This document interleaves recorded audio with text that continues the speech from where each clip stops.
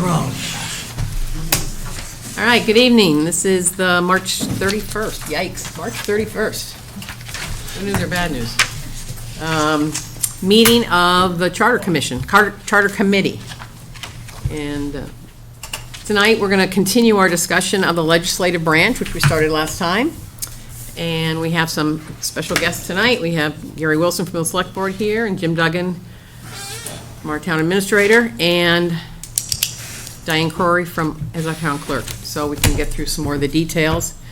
Also, while they're here, I think from a team standpoint, we can also get them to address some of the questions we had at last meeting. We had a lot of discussion about mission statement and what our mission was and so on. So we can get that clarified, I think, with this audience. And also some of the scope questions that you had, Rob. Okay, make sure we're all in the same place in terms of what our charge is here to do. So do we want to address that first? So some of the people that had questions on that, Kevin, Rob, you want to bring up some of the questions you had?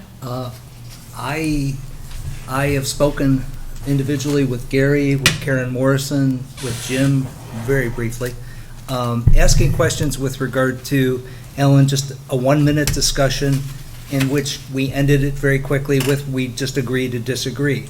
I went back and read the charter, the charge, if you will, to us, in which I felt like you could all review it. It specifically identifies things that we should get into with regard to boards and committees, in various aspects. I further went back and spoke with Gary at some length with regard to, in July of 2024, prior to our committee being assembled, considered, where Select Board began discussion about creating a charter committee, they used this government study review that was 19, 20 pages that had, whereas we get bullet points on the charge, it has paragraphs, page and a half with regard to some specific items. I gave for Gary and Karen an alignment of the charge with that study review, saw alignment with all things except for one, which then I poured into the paragraphs and page and a half type stuff to really flush out what I thought, because I believe we have a responsibility in the charge that I want to bring up. Betsy, I spoke with you before I even spoke with Gary and the others. So rather than me speak, Gary, if you could, or Jim, somebody. What was the specific thing that you had? The specific thing so is, everybody's on board. I do think that we're supposed to be reviewing the aspects of the various committees and boards. I will say, I'm not saying it's all of them, far from all of them, but things that have significant responsibilities with regard to administration of law. You have that in CONSCOM, for example. You have that in Clean Lakes. But you don't have that in Shade Tree Committee. And I'm not trying to minimize. We have many, many, many committees. And so that was the very specific. I think there's a need for us to go into some. Another aspect of the charge is we're supposed to get into aspects, as I read it, with regard to whether those boards and committees should be appointed or should they be elected. I mean, I don't know how we can get into fulfilling that aspect of the charge if we don't understand what they're doing. In the government study review, there's specific reference with regard to rather their observation on an unusual situation in Littleton, that there are 8 memorandums of understanding that detail aspects, and effectively the way I took that paragraph is they're saying that's unusual. It indicates that there's not clear alignment with regard to what really is supposed to be done within bylaws, so therefore you've got these memorandums of understanding. So it's those things that led me to think we need to get into that as we look out several months when we're going to be coming up on board and committees. It seems to me the disconnect, I don't know where everybody else is on this, though, is still what that committee is, what they do, and are they appointed or are they elected, or how does that work? That part of it I get. But it sounds like you want to get down into the what do they do and should they be there at all and things like that. I think it actually discusses whether some of the boards and committees are needed and whether we should dissolve some of them. So yes, I'm not, as I told Gary and others, I'll be happy to back off if you tell me that what I'm saying with regard to my interpretation of that bullet in the government study review is incorrect or is not desired. I'll be happy to modify. Okay, well, we just need my clarification from the people who set us forward, so. I'll speak, but I can definitely chime in. So this is something, I haven't put in front of the select board yet, because we haven't had time to meet and get on the agenda, just to make sure that I'm on one, we have a consensus of this charge. But, my feeling is, after looking, obviously, at helping craft the charge to you guys, and also the report, the audit, if you will, you're absolutely right. We need the appointed versus elected. That's important. And just a little bit of background. I think, every 10, 15 years, it's very important that towns go through this. Whether it's a charter committee or we kind of have these type of committees that get together and find out if we're working as efficiently as we could. And so you really start thinking about 10 years from now, where we should be operational and what we should look like. And then in 10 years now, we'll look at it again. The town grows at about 1,000 population a year. Oh my God. Seems like it, doesn't it? And so, it does change. We just crossed a major threshold of 10,000. Some rule sets change between 10 and 12,000 in regards to some of the things that have to happen, like with the veterans age, everything becomes a full-time position as opposed to a part-time when you cross these certain population levels. But, in the charge, it does speak directly to, yes, the appointed. It's kind of getting what works for Littleton, and if it's been working, fine. And then you'll find a lot of that. And I don't want everyone to dwell on things that try to fix something that really isn't broken. But we definitely know there's some inefficiencies.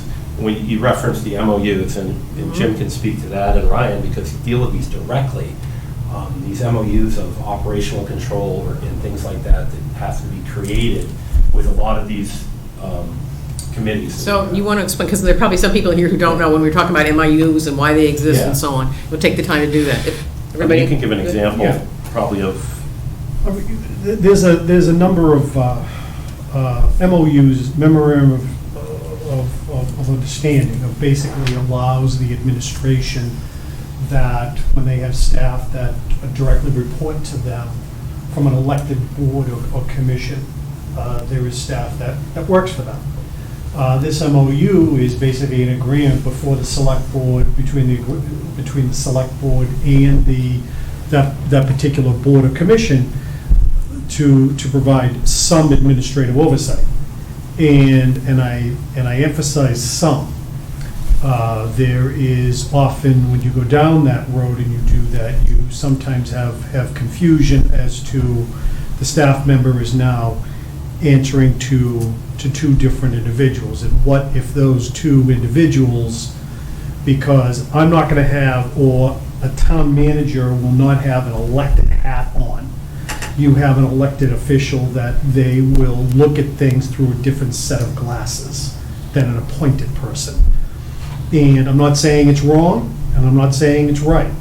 I'm just saying that. So the MOU is basically an agreement between the select board and that board or committee that there is some limited oversight, a direction you're allowed to give a finite number of individuals in that department, whether it be just the director or the director or the assistant director, but that's basically what it is. And just to take a step back from that, I don't know where everybody's knowledge is on all this stuff. Well, a lot of this is coming from the fact that, well, there are a lot of people in town that report, as you would expect, a normal org chart, where they go up, they report to the select board, they report to the town administrator. We have a lot of boards in town, and the people, the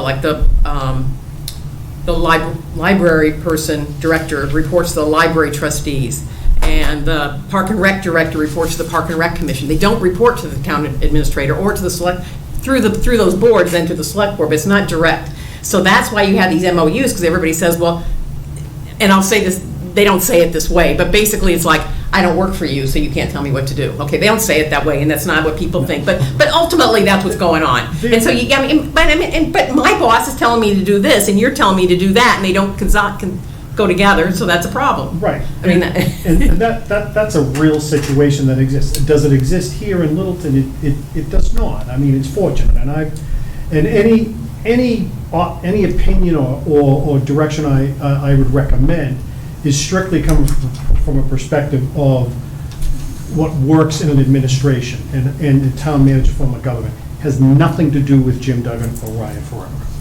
Zero. We're not gonna be here forever. So it is really looking at the future of and the best interest of the town. So I want to make that perfectly clear. So I have been in both forms of government, and if I can, and I know that there's actually four forms of government. So I can absolutely, Rob, to your point of looking at the boards and committees, it is part of the goal of what you were to do. What I would recommend, and I would obviously through the chair, it's something that there are a lot of boards and committees here in this town, and to go through every single one of basically whether to determine, no, you should probably consolidate with this board or committee or something, or that's not necessary.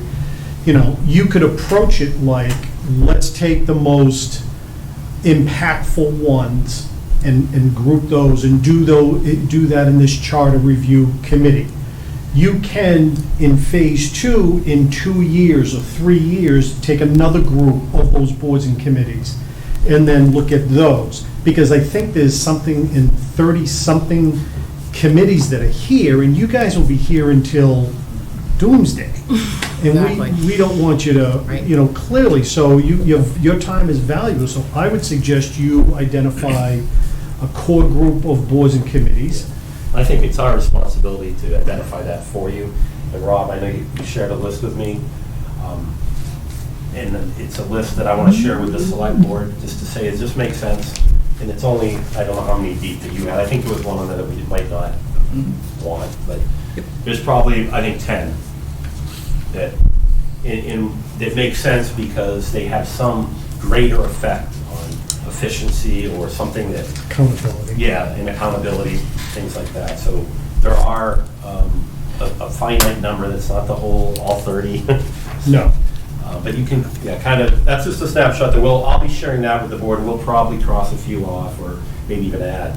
But I think it's necessary just so you guys aren't going down into all the trenches of all these committees that aren't. well, we couldn't possibly, in the time we have, Right. learn enough about some of these to know. We're not in a position to have that. You guys work with them all the time, Right. so you know more.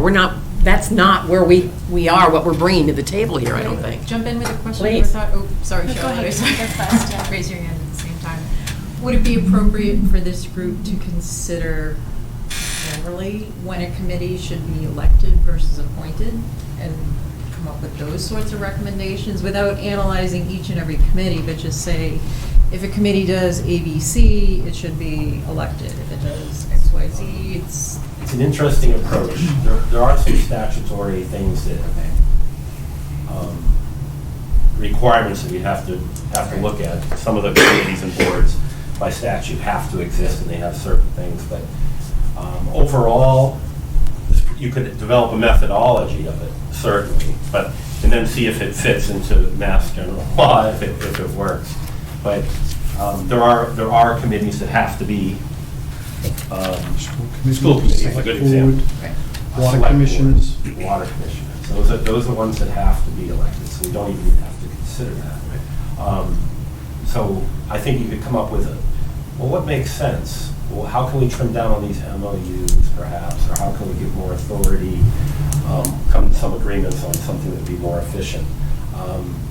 It's just something that we thought was important because when this group of select board came on, some of the inefficiencies that we saw are related to the MOUs and a board that meets once a month. Most of these boards and committees might meet once a month, and they have an MOU with the town administrator's office for certain things, but not others. So a lot of times we have to wait. We'll be waiting a month for anything. Now, when everything's running efficiently, going along, who cares? This works great. It's when something isn't, and all of a sudden everyone's jumping through hoops. Well, what do we do? Who do we talk to? How do we do this? And that's where I think we can limit this number down and really look at those. And if they stay the same, fine. If the elected versus appointed thing, that's a separate conversation from this reporting piece that we're talking about, in the relationship with the town administrator's office. Right. In the select board. And it's important, this, Yeah. it's been like this for a long time. It's hard. And it made sense at the time, obviously, right?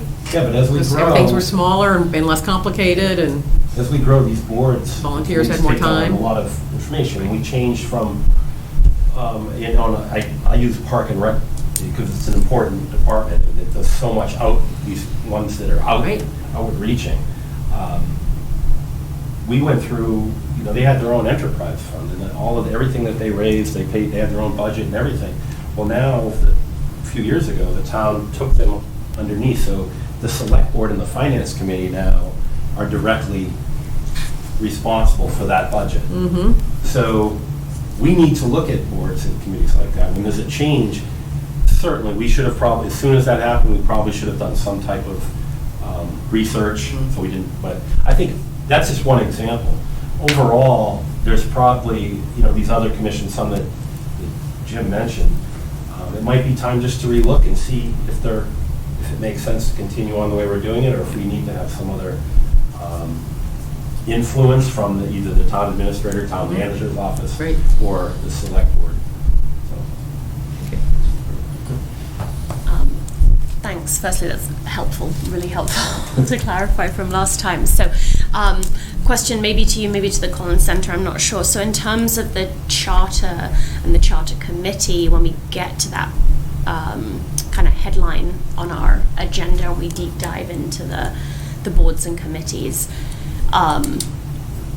presumably there'll be some aspects of these or some conclusions that then would be codified in that charter, either as sort of stating that this is the way that it is going to be done, or clarifying for transparency. So, as you mentioned, frequency of review of committees and boards, perhaps, the elect versus appoint, the relationship with the select board, the MOUs, whether some committees and boards are required, some are optional. Are those all things then that would presumably be some way incorporated into the language of the charter, so that we are making that very clear? Yeah, they're, with it, and it sounds like. Anthony and Mel are on too, if you want to use them. Yeah, we will use the Collins Center. So I just want to let we're not. Call a I'm not friend. sitting here. with the rest of the Call a select board. friend. We're not sitting here driving you to create a charter. That's definitely part of this, that if that's, the recommendation of the committee, let's really look at, or is it, we don't probably need a chart yet, but there's a whole lot of things we're going to recommend that how we change our structure or our reporting or whatever. Who knows? But I just want to make sure that, yes, the chart is driving in the back of your head, because it's going to, maybe it's a yes, yes, yes, and then somewhere down the line, like, we're probably not quite there yet as a town and ready for a chart. I don't know. I have no idea. But please let the Collins Center probably answer. What you mentioned just now, I think that was a point we were trying to make. We were so new to things being done on this committee. I hope Robbie didn't have the idea that we weren't going to examine committees, because I really want to get into that. But I saw that further down the line. So, yes, we're going to examine that very closely. But at the same time, as time goes on, we're going to get more and more information from different committees and whatnot. I just hope you didn't have the idea that we brushed it off, that we weren't going to be looking at committees. I was just concerned, and I think it's somewhat validated, because Gary, you've already raised it at the last select board meeting as something you want to discuss. Karen also received it quite well, saying, yes, I think we should give you clarification, so I just look forward to the clarification. And it's not on our agenda for several months, so it wasn't immediate. We just tripped over it. And when I saw that there was a difference, because we're not talking shorthand with each other, we don't even know perspectives, and so I just thought, it's raised its head, let's not ignore it, so that then when we get there, we have the clarification we need so we can deal with it. Always, that's why we're here. That's why, you know, so I'm either here or Mark, and we obviously can reach out to Jim's office. This is why we're here, to help clarify and get clarification as our board meets. We can say, hey, let's move this in, because the committee's uncovered something that's a little bit broad. Can we define this a little better? Well, the whole way we'll do this with you guys. Yeah, okay. So please. I think too that, I think back to 20 years ago, when we did that, we gathered so much information. At the very end, we didn't know what to do with it. When we had a couple people on that committee that said, let's break it down for this, this, and this, and then it all got organized into that, probably what you read. But that was a, you know, we did gather something about this, something about that. These people went here and reported back. We had all this information, and then we had to pull it all together. And I think that's what we'll be doing as we go along. And a lot of those changes, some did take effect and some didn't. Some recommendations didn't get acted on. And some of them said, you know, maybe in the future. So a lot of those things are very valuable tools to reach back on and make changes, so. And we look at those MOUs now and how great and effective they were, but at that point, when they were made, it was an attempt to give the TA some authority that she didn't have before. Right, and that because something was uncovered. And now, there is reference to Mass General Law on what that MOU has to look like. It's not like a demand, it gives options. The relationship between, you know, a commission and the select board can be X, Y, or Z. You just can't go willy-nilly. It does say you can, the town manager or town administrator will have this type of authority over it, or it'll have this type of authority over a position, or this one. And they're all just a little different on how much authority is given in that MOU to the town administrator's office. So that's kind of the deep dive that we had to do, because why do these MOUs exist, and who just crafted them? Well, there's this general law out there from Massachusetts that tells us. Okay. Now, I don't want to just sit here and talk over the Collins Center, because they have an immense amount of probably knowledge regarding this in other communities, so I'd love to hear. Okay. Mel or Anthony, you want to chime in on this at all? Yeah, with regard to the committee's questions, one of the things that we definitely will do when we get to this section of the chart is we go through specifically elected versus appointed boards, commissions, and positions, and there's an analysis around whether these particular entities should be elected. Some of that goes around the competitiveness of races. There's also the analysis of whether Mass General Law or even the state will allow you to convert certain positions from elected versus appointed. There is a discussion around the effectiveness of other boards that we usually don't encourage specifically itemizing all the committees in the charter, but one of the things that we do, I think as someone mentioned, is a periodic review of committees that to be conducted by the select board or some designee, and some criteria around sort of record around how often are they meeting, what is attendance like, things like that future officials can use to determine whether or not they can give a report at the town meeting and say, we really think that this appointed board or committee should be rolled back. And Mel, feel free to add in. I will just put one thing out there, is that my understanding was that this meeting was focused on the town meeting process. We do have a lot to go through there. So I missed the beginning, but. No, you're right. But while we had everybody here, and these are grounding things anyway for the team in terms of where are we going, and so I think it was important to get it while everybody was here. Right. And to that point, Kevin, I want to make sure you're good, because last time you had a lot of questions about mission statements and so on. And are you comfortable now with where we are and what we're supposed to be doing, or? And I did read that as well, and I want to share that with our board, but I also think, Kevin, that I love structure. I think that you create an outline, but what I worry about is the timelines. I really don't want to restrict you.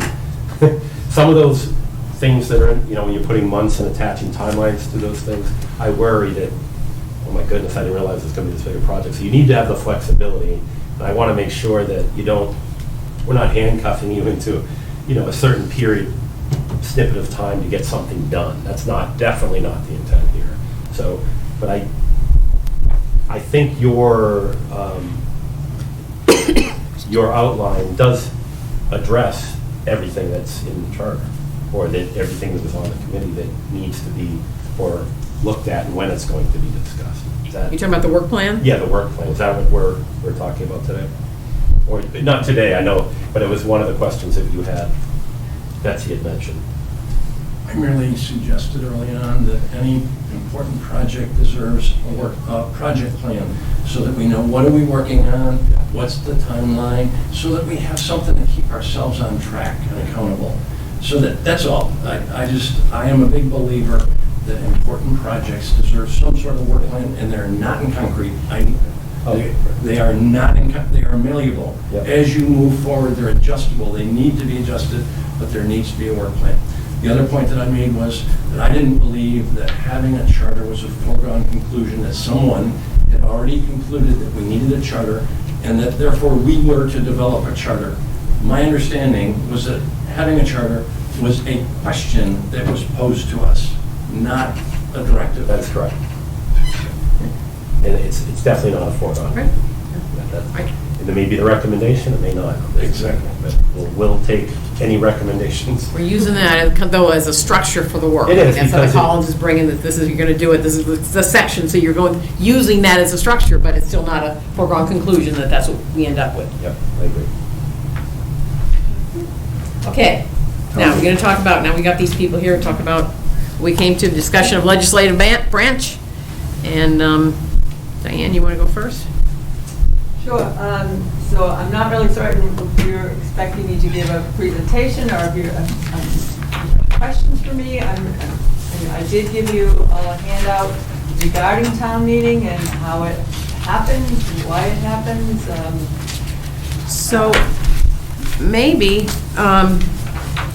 did you get a copy of what we did at last meeting? I guess that might be the better way to go. I have a first question. Pardon? I have a first Oh, question. you go for it. Elected or appointed? I'm elected. I know you're elected. What's your opinion? Of keeping my position, I believe it should stay elected. It is an autonomous position, and I believe no matter what happens, whether it's if we go to a charter or whatever, I just think being an autonomous position, it gives the clerk's office and the person that is in that position the ability to go with the law. The law is the law is the law. And I have found going to different meetings with other clerks that are appointed, that though they don't mind being appointed, sometimes they find that if they have someone that they don't particularly get along with or don't have the same opinion as someone who is above them, that they find it very difficult in making decisions, in that the person that is above them can tell them to do something that they don't believe is correct. And it is their job to do what their boss tells them to do. And they can disagree, and they can end up not having a job the next day because they were told that you are to do this, and it may not be the correct thing to do, and they have to do it because their boss told them to do it. You can get along with people, and I think that anybody can tell you that when they come into my office, no matter who you are treated exactly the same. It doesn't matter who you are or where you come from. I treat everyone exactly the same. And I believe that as an elected official, even if I wasn't an elected official, if I was appointed, I would still do the same thing. But I just think being autonomous, it gives me that opportunity to stand up and say that, no, that's not correct. I'm not going to do it that way. Or this office is not going to do it that way. And I think that 20 years ago, Joe, when you came into our office, and it was when Linda was the town clerk, you asked us back then, should the clerk be elected or appointed, and we said back then, 20 years ago. What about if you have an appointed clerk, Yes, you usually would appoint somebody who has a background in the law and what clerks do. sure. If you have an elected clerk, it could be Joe Blow or Julie Brown, who just wanted to be the clerk, but has no clue how to be the clerk. Sure, absolutely, and you could also have somebody that would kowtow to someone that tells them to do whatever they want them to do. So it's basically, it could be a crapshoot, either way. Sorry to say it that way. No, this is- But, you can agree to disagree, because it's like any position that is elected. It doesn't necessarily mean that they're going to agree with everybody and everything that happens. But when you stand in front of the townspeople and you tell them that you are going to do everything by the law, and you swear your oath, you should be doing everything by the law and by the oath that you take. And if somebody is appointed, who are they appointed by?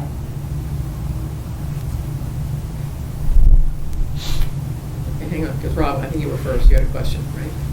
Yeah, just, so, a few things we mentioned in the last meeting. I spoke with Diane in between meetings. Tuesday is the most desirable day. Is that correct? Is that your opinion? For town? You're going down specifics, town meeting. okay, yeah. Sure. Yeah, I mean, it works best for setup on Mondays. It doesn't close down the school for the entire weekend. It's, as far as the setup is concerned, it works best for everyone all the way through. I just had heard that and thought, okay, Okay. we had some discussion. Yeah, I'll just add to that. I think the select board gave the flexibility of 3 days, is that correct?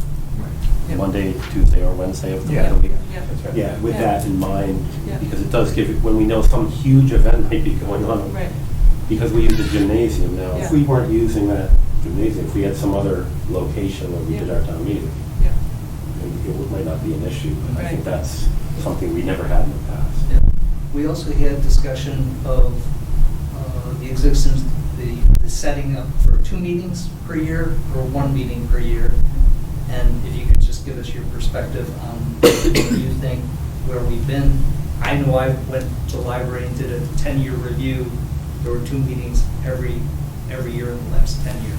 So Yeah, the discussion is not 1 or 2, it's do you have 2 annuals? Do you say you're going to have 2 annual meetings?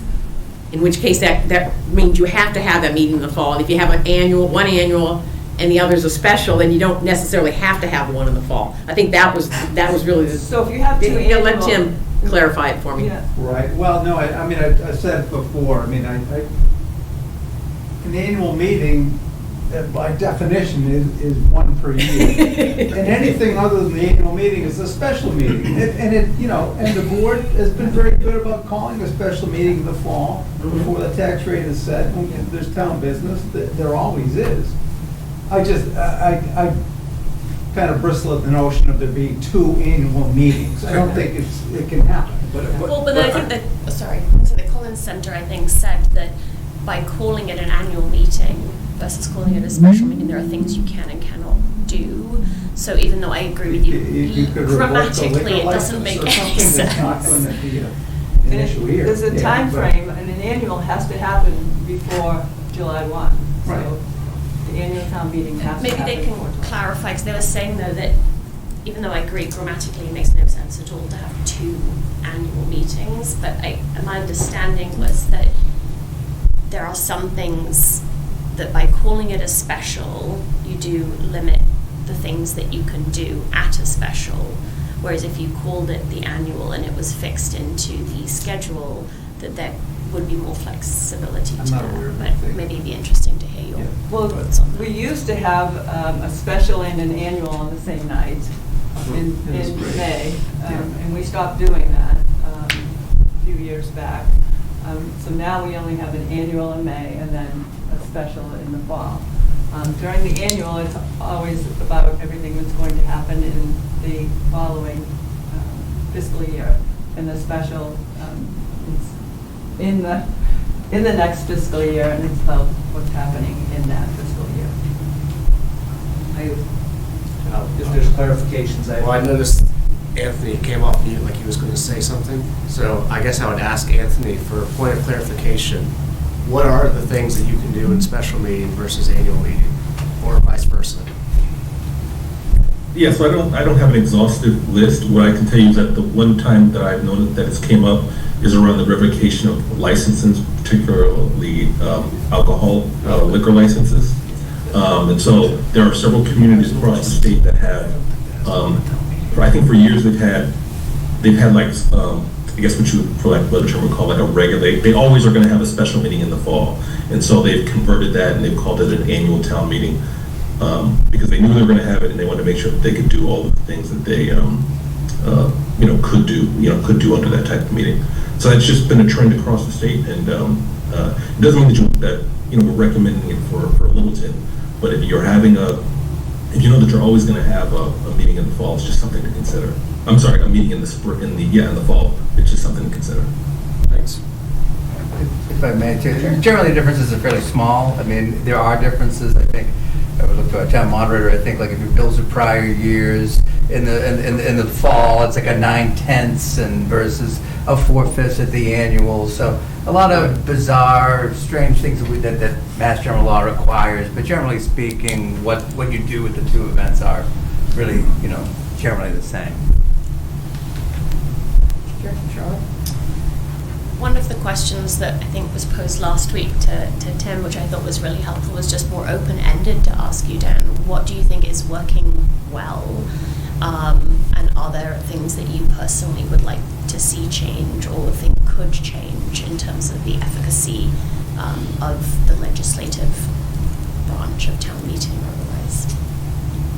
So Littleton's town meeting, I personally think is working well. We have gone to the clickers, which we introduced last year, and I think that the voters have accepted them really well, because in the past we have found that there are people that felt really felt intimidated to vote. And so they were looking around to see who the people were that were sitting beside them and how they were voting, and felt a little bit intimidated as to whether they should raise their hand or whether to say yes or no at a specific time frame. And now we have the clickers, and the clickers make the night go really quickly. 30 Let's not go that far. You think 30 seconds is, a short period of time, but it's so quickly that when we were taking the vote, we ended up going down to 20 seconds, and then at one point we went down to 10 seconds because the vote, Tim said, this isn't going to take us 30 seconds, it's not going to take us 20 seconds, So we moved the time frame that we opened up the question to vote, to a shorter period of time. We heard from the people that were at the meetings that how great the clickers were, that they did not feel that intimidation any longer. They felt comfortable in their vote. That, why didn't we do this years ago? The biggest reason we didn't do it years ago is because of the cost. And the cost has come way down.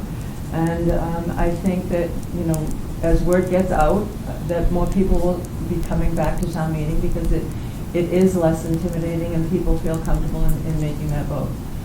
So I think that is something that we've made the change to, and I think it's easier. The other thing that we did is the check-in is much easier. We've gone to poll pads. It takes 15 seconds to check in. Whereas before it was, you had to stand in a specific line and you had to check in with a specific person. Now we've got, 10 to 12 poll pads that are in front of you, and you can go to any person and check in. So 14 seconds to check in, and you're sitting in your seat. And so we've made those changes. If there are things that come up at all of our different conferences, we're listening, to the people that are coming to the conferences and telling us what are working for them. So I think we've come a long way in our office, and so I'm happy. I work with Tim, and it's a great partnership, and the select board and TA's office, and I'm happy with what's going on right now. So. Diane, can you tell us what your exact responsibilities are for town meeting? Sure. So my office sets up for the night. We set up the entire gymnasium, get everything ready. We work with LCTV. They set up all of the speakers and all of the mics and everything. And we work with the school to get all of the chairs ready, to get up all the tables ready. We set up all of the volunteers that check everybody in. My personal responsibility is taking all the notes, making sure that when Tim says to me, it's so noted that a specific vote was taken and how it was taken. So that is my personal responsibility. If for some reason Tim was not there, it would be my responsibility to make sure that we have somebody who would take over. We would have to take a vote for that evening to get a new moderator for the evening. So those are some of the things that we do, and we make sure that the warrant is out, that the town administrator's office gets the town meeting report out in time. We make sure that we get all of the information from the post office, that the actual people that say that they got the town booklets out in time. We make sure that we've got that report, and we have it so that when everything has to go to the Attorney General's office, I have all that information. So after the town meeting is done, our office has to get all that information to the Attorney General within 30 days and get all of that accepted. That's just some of the things. Coming from a perspective coming from a different community with the town meeting, this is like the Academy Awards. It's very impressive. It really, really, really is. And, to kudos to Diane and the town moderator for, getting everything together and keeping it going and flowing, and very, very, very well done. And I wasn't saying anything about Jim Sure. earlier. I work Backtrack now, will you? Exactly. You can have town administrators that you can work really well with, and trust me, I've been through a lot of town administrators. Mm-hmm. And I have worked well with all of them, and I will say that I sat in this room when a town administrator, a potential town administrator, sat in front of me and said that, and I'm going to make the town clerk's office appointed. And when she was leaving, I stood up and went, "Hello, I'm your town clerk." Elected town clerk. And she walked right by me. Did not get the job, by the way.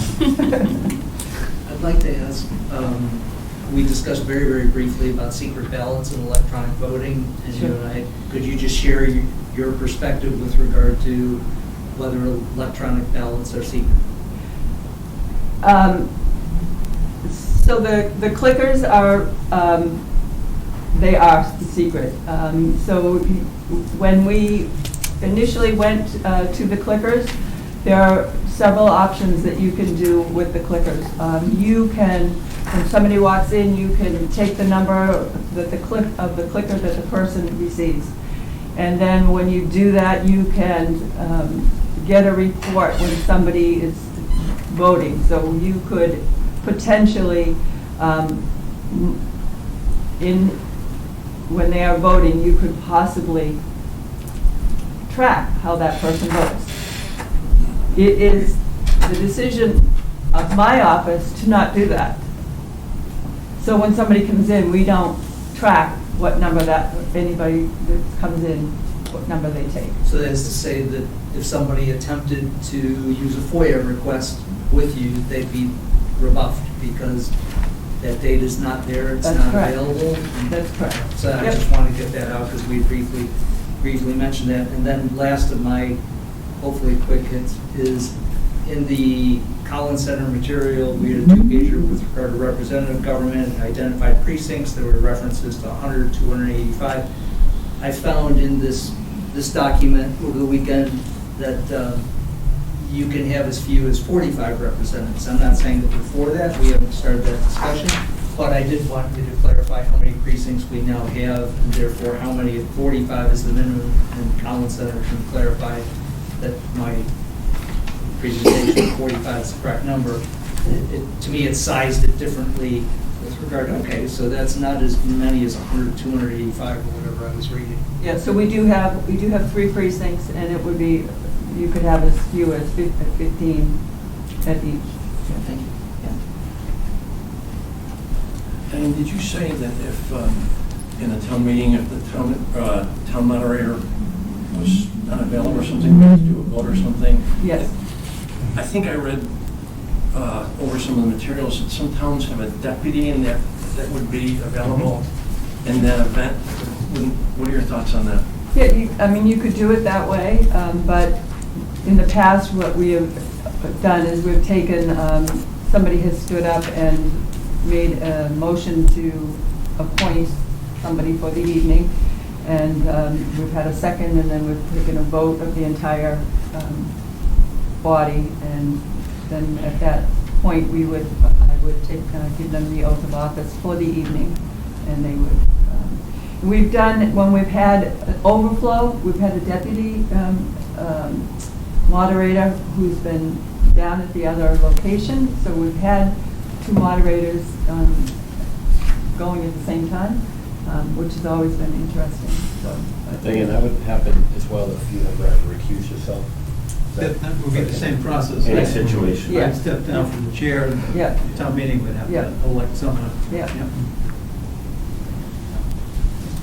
The idea of a deputy is interesting, though, because it's not just a body standing up there. I mean, there's things you have to know and do correctly and all those kinds of things. Yeah. And so Right. having someone that you know is qualified and someone to do it is, Yeah. And as we Charlie get, Ellis. yeah. Charlie, you're right. What's your feeling on that, Tim? On To whether- have a deputy or not? I, as an official standing position, I mean, I think it's adequate to have town meeting elect someone on the spot if we needed. Someone for the overflow room or any other reason. I don't think there need to be 2 moderators in town necessarily. Because if I'm not there or the moderator is not present, town meeting's always going to elect someone. So if you were from the sick, body. if you came really sick for that night, Yeah, I mean, town meeting's all set up, we gotta have town meeting. Yes. You've gotta have someone who knows what they're doing to run the meeting, right? right. Yeah, I think one time I was absent many years ago and Fred Faulkner was elected as the temporary moderator. Other people have done it. Okay. I think it's adequate, Right. and usually you know that there's going to be a vacancy that night. We can have somebody teed up to do it. Yes. That knows what they're doing. And we always have town council there, so it's not like we don't Yeah. have somebody that can't Answer the question. answer the question. Yeah. And just, no, you go ahead. No, don't apologize at all. Ask the questions. I just want to jump in with 2 questions, and it could be for Diane or anybody. One is around, we talked about how well everything works because of the relationships. If those relationships weren't there, is there anything that needs to be codified or documented that currently isn't, that would help the next group of people come in? So if there's a new Tim and a new Diane, you know, what needs to be documented that perhaps isn't, that you guys rely on each other I was having that same thought when they were talking about the MOUs. It's like, it seems like it only works because of the relationships. There's Right. nothing codified. So is there? I think for the most part, if you're talking about doing something like that and working toward a charter, that would be something you'd want to make explicit, that it is what the responsibilities are of the various parties, who should be producing the warrant, the timing of that warrant, things of that nature. So I'm not sure specifically what's in the bylaw what it speaks to, but Yeah, no, it's Because at the moment, we're enjoying the benefit of a great relationship, Yeah. but if it, for whatever reason, it So- doesn't Absolutely. exist. It could go south, but both the town clerk and the town moderator, both positions and their responsibilities at town meeting are spoken to in the Mass General laws. So that's going to apply, Yeah. charter or no Okay, charter, so that's bylaw or bylaw. there. Whomever is in that position. In fact, those are the only two people that, besides the voters. But the select board doesn't have an official role at town meeting, neither does the town administrator and, the finance committee. It doesn't have an official role, but they're very, influential. But besides the voters and the clerk and the moderator, you could have a town meeting with no one else. Right. But, the responsibilities are in the general laws, and you can't deviate from that. So who'd you throw tomatoes at, though? What's that? Well, Well, like, that's right. the decision we were talking about earlier where you don't collect the voter identification as Correct. far as, what prevents the next clerk from redacting that, changing that? So my point is this written down anywhere? Is this codified, or is this just based on whoever's in the position? So it's based on my personal feeling that the voters would not be happy if we. And I agree with it. Yeah, I'm just yeah, I mean, asking, it's what happens with the next? Yeah, I mean, That's it's something we- it's not a law that says that the next clerk can't do it, because it's the ability of the system that we have. And I think that the next clerk would have the ability to do it that way, but I think that the next clerk would be remiss to do it. I mean, I agree. And I think that doing it once, shame on them. So my question to that would be, maybe to Collins, I'm not sure. If we do something like that, if we say that has to be, that going forward, we want that to be a rule, is that a charter thing or is that a bylaw?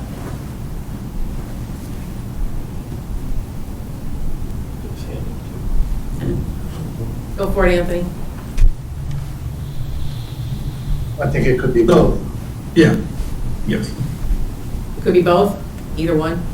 Okay. And my line of questioning is less around that specific point, but more around how things are just kind of, it seems like things are operating just because of the goodwill. Oh, well, there's a lot, yeah, for sure. Yeah. And this is new, anyway. We haven't had the clippers very long, but yeah. No, Oh, yeah, you're right. Oh, I'm new to the town, and I know the clickers are new because everyone raves about them. I agree, and there's some of those things where if we can tease out the positive things that are happening because of you all instituting those and like either use the charter or other means to codify those, so that we kind of make sure that that is the way that it happens in the future, irrespective of who's elected to the position. I mean, it's easy enough to, so quite often after a town meeting happens, we have a group meeting, like what happened well, what did we miss, what could be done better, is there some comments that were made by residents, that they weren't happy with, that we take from that group meeting and go forward with to the next meeting. So it's not like we just it's not business as usual. So we do take the comments of, if somebody, comes up and says, hey, there wasn't enough seats in the cart area. So the cart area is where residents sit that are hearing impaired. And so at one point, there used to be 50 chairs there. Now there's 80 to 90 chairs there. So we make improvements at each town meeting because we listen to the residents and we do things and we change things and we improve on things. And it's because of the groups, that we have. And if you look at the groups that we have, they're very open and honest, and they work well together, we gel together. And it's not just the people that you see sitting here today. It's the people behind the scenes, that are working in the offices, that are working behind the scenes, that are volunteers. Because my office has hundreds of volunteers, that work on election day and at town meeting. And if we don't have those people, my office wouldn't survive. So it's those people as well that make things happen and make things work. So. Sorry, quick follow-up Sure. along the lines of what you asked, Carl. Is that post-meeting debrief, again, because you take a real interest in personally making sure this works well, or is that an official responsibility of the town clerk's office? Because it sounds like a really excellent way to review and take positive action steps or whatever. But again, is that something that is, I guess, at liberty to be changed? Or is that something that's written down that you have to do that? Well, I mean, It's voluntary. I mean, I think that's, Diane is, because she has that orientation and because she wants it to run smoothly and wants to know what can we do better next time. Yeah, but there's nothing codified per se that says that. It's a great management practice. You will often see that after weather-related events that I was involved in Gloucester, after the lights turn back on and the place is plowed and sanded and life is back to semi-normal, you get the group together and you do exactly that. It's a very good management practice that Diane has. Can I ask a question? For the whole committee to know, what is the TAs and assistant TAs and the Board of Selectmen's role in preparation for a town meeting? That's on the sheet. So, anybody want to take it? I can take a stab at it, Joe. Ultimately, it's a partnership between the select board and the TA's office in terms of getting together the articles that are coming forward. So typically, like from our office, we've got certain things we know in the annual, like our budget that's coming through. That's one thing that goes on the annual pretty much every year. A lot of our capital budget goes in to that process. So there's certain things that we know that are going to orient themselves for a town meeting in the spring, and other things that are better suited for the fall. So we work collaboratively with the select board, keeping them informed. Ultimately, the select board's got responsibilities for what articles they want to place on the warrant or what they don't want to place on the warrant. We're going through that stage now. They also are making recommendations on each one of those articles. Not everyone, they generally don't make recommendations on planning board articles or zoning related items, but they've done that in the past too. And it's basically a collaborative process, knowing what deadlines that you have, that you're presenting that information to the board, and getting their perspectives of what they want to include, exclude, and alter. So that's why I think our last meeting went 4 hours, I think, that we had, trying to get a lot of that down. So, but it's Town meeting themselves sometimes. Yeah, it could be. Yes. Generally speaking. Madam Chair? Yes, sir. I just wonder if I could, I don't want to overtake, but I was wondering if we could explore that a little bit. I have just a few questions on that process that could help in the drafting of the charter. Go for it. So we put together, I'm pretty sure it was circulated, we cobbled together some of the bylaws and sort of put them in what they would be sort of the model, the sample charter that the group's creating. I guess to sort of explore the creation process a little bit of the warrant. I was curious if you could maybe walk us through a little bit more.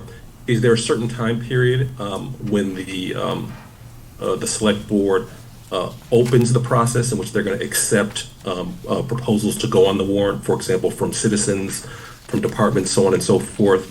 Is there a certain time period before the meeting when it's closed? And I'm also curious what's the policy or the process of getting the finance committee review? I just didn't see that in the bylaws, so I was curious if that's been sort of fleshed out elsewhere. Yeah, So, go for yeah, it. so Anthony, I think the short answer to your question is that there's certain procedures I think that I would point to in our, I think in our financial policies in terms of what expectations that the finance committee is getting reports back and things of that nature. In terms of time when we're reopening the warrant or closing the warrant, really a lot of that is kind of based off the date of when we have town meeting. As Gary had pointed out, we have something that we just changed our bylaws, so it could be either Monday, Tuesday, Wednesday for one of the, is it the Yeah, we first? work First full backwards. week of May. First full week away, so yeah, we work backwards So once you have the basically date, from that. everything Yeah. plays off of that. Off of that, right. By master of the law, we have certain timelines we have to hit. Right. And I don't know if you all received, I think the timelines for this current town meeting, I hope everybody received that. I forwarded it along. I forgot to print it myself. No? Yeah, so it's really, it literally speaks exact dates and what has to happen. And this would create, now the question I have, is this anywhere written that we have to do this nice little timeline, or is this just something that we do? It's just something we do to help the board and help visualize our when office, things are due. to know when we have to. So there you go. Of the project plan, first important stuff. So part of it though is, as well though, because if there's going to be this year, there's a ballot question. Yes. So Changes it a little that bit. changes it a little bit because, the decision had to be made and the vote had to be made in order for that ballot question to get to me, so. Anthony, what would you expect aside from this timeline? I'm sorry, I didn't hear the. What would you expect us to have aside from this timeline where we say, once we know the town meeting date, you go backwards and you put in all the dates, what's going to happen when? What would you expect different than that? So I asked the question because in many communities they'll sort of lay that out. They'll say, as of let's say 2 months or a month before the town meeting, we will officially open the warrant to allow submission of items. Some communities just leave it open and they just set the deadline for when the warrant is closed, when the select board will meet on it, sort of finalize it, and then move it to the town meeting. And then it'll also delineate, particularly around the finance committee, the process that the finance committee plays in sort of finalizing the document. There are some charters where it says the warrant won't be finalized until the finance committee has reviewed the financial items and made a specific recommendation. Mel, I don't know if you want to add anything onto that process.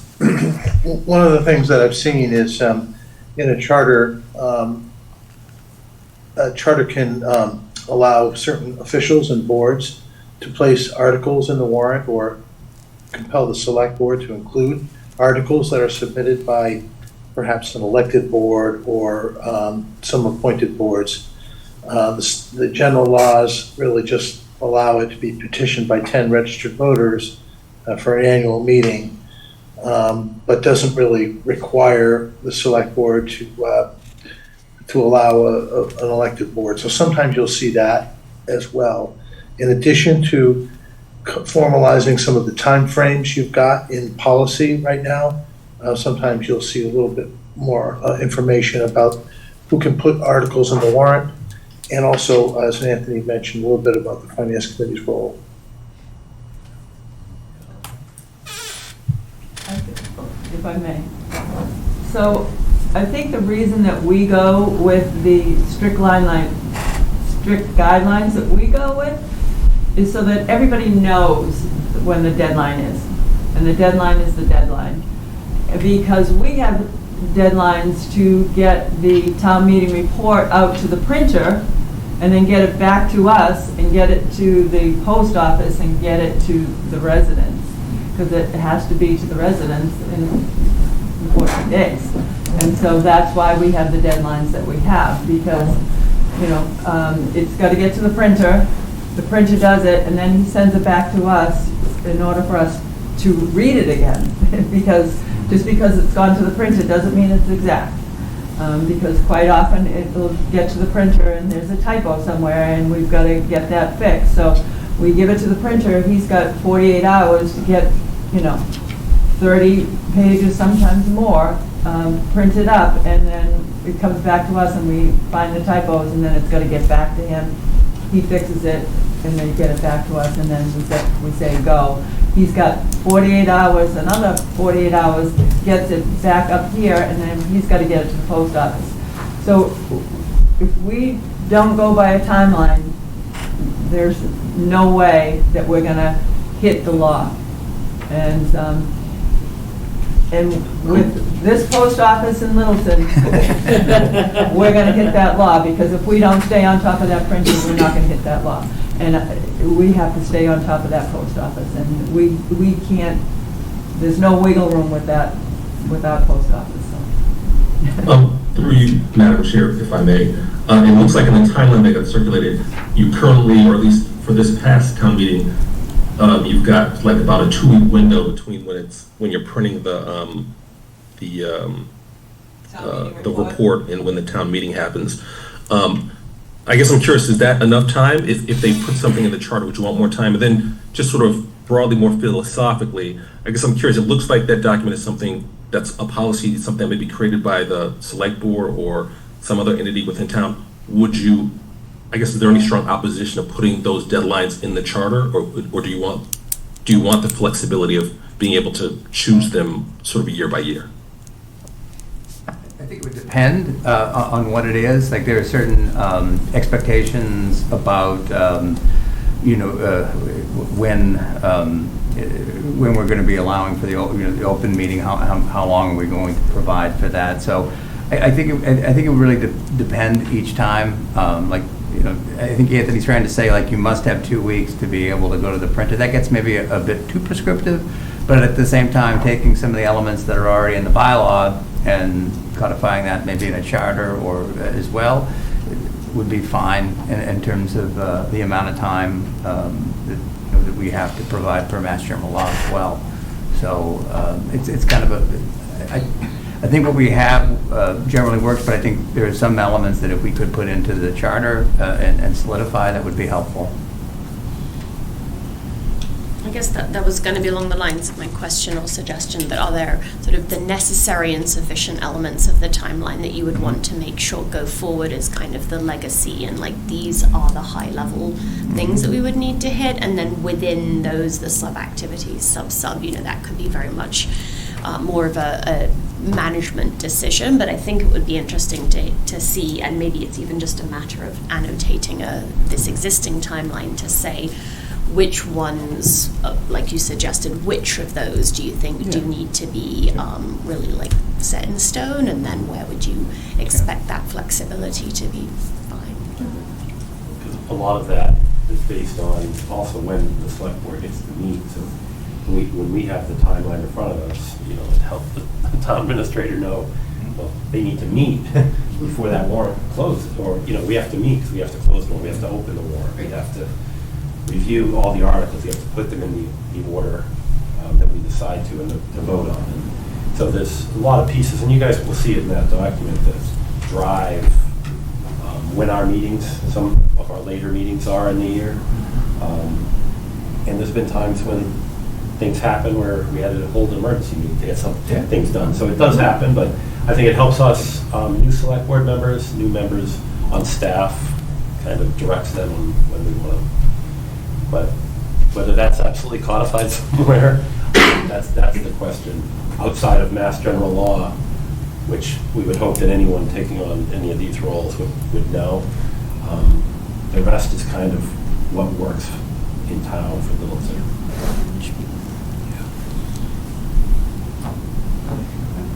I'm just going to switch gears a little bit. Okay. We're starting to get into some of the community engagement pieces, an opportunity for people to review it ahead of time. I guess generally from anyone who's close to the process, how would you describe community engagement, participation? Do you feel the citizens of Littleton are well-informed? Are they actively engaged? What's that half of the process like? I mean, we all have an opinion on this. I'd love to hear it. Yeah, I mean, for those that have been around, I would say when you get a town paper, things are obviously easier to get information out. I think this select board has worked really hard without having a town paper to get information out. We obviously depend heavily on LCTV, podcasts. We do a the town administrator does a pre-town meeting video, if you will, just to talk about the articles. I believe With the town moderator. Yeah, with the town moderator, goes over the articles on those videos. So there's a lot of little things that we do to get the information out. I think this town meeting in particular, and something we learned from the past, I think we have a lot of room to grow on, is when there's really complex, confusing articles that when you just read it, you don't know what the heck you're looking at. Or very important articles that have major stakes in town. So it's why we're doing a pre-meeting. The schools are doing a pre-meeting, and the moderator has allowed that to happen before town meeting, to have a information set. What is it, a video, I guess, that school's putting on? No. For the school, for the new Chamberlain school.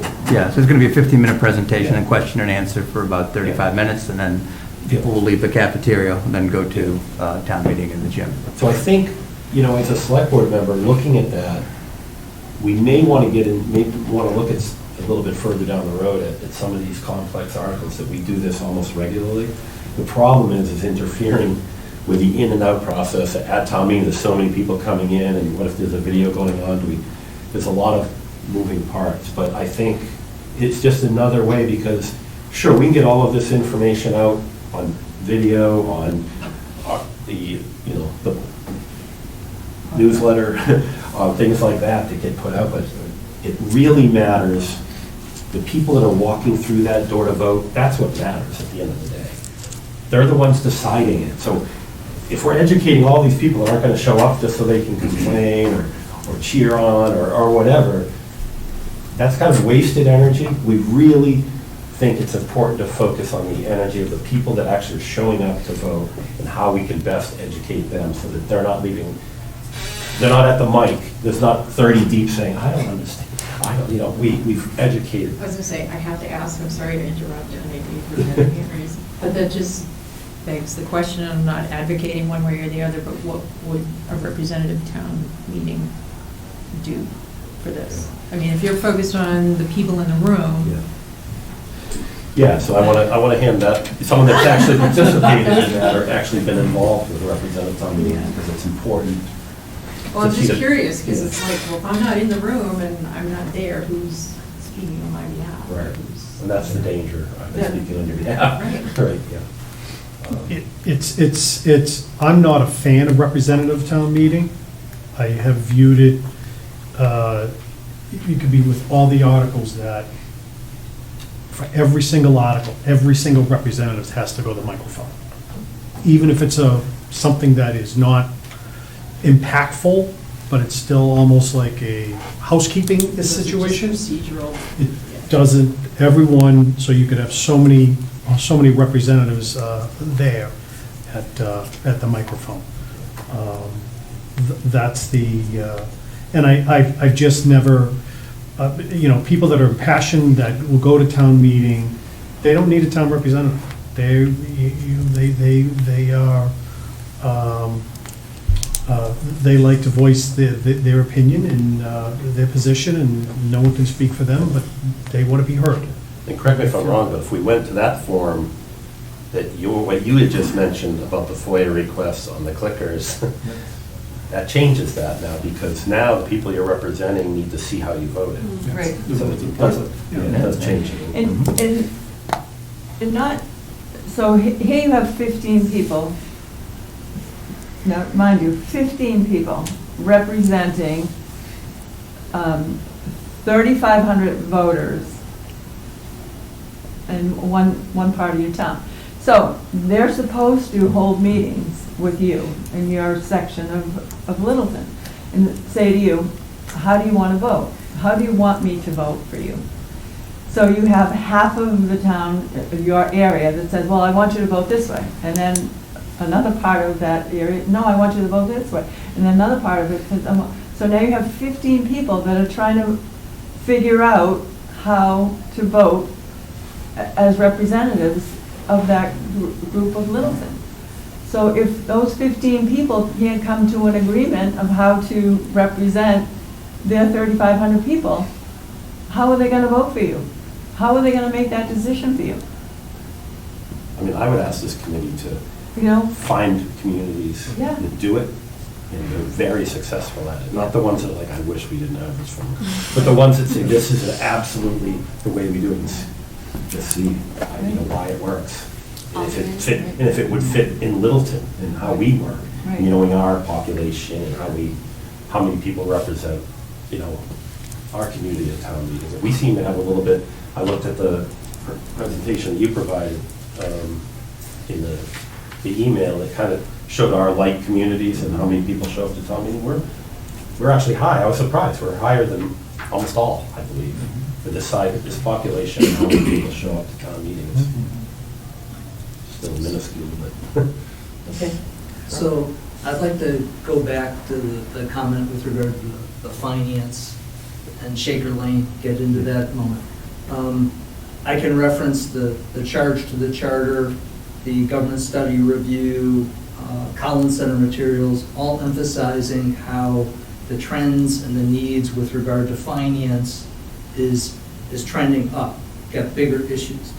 I'll data point, the META, I really view as an indication of failure on the part of our processes, that it takes 3 votes to not mishandle and potentially lose the opportunity for millions of dollars of grants.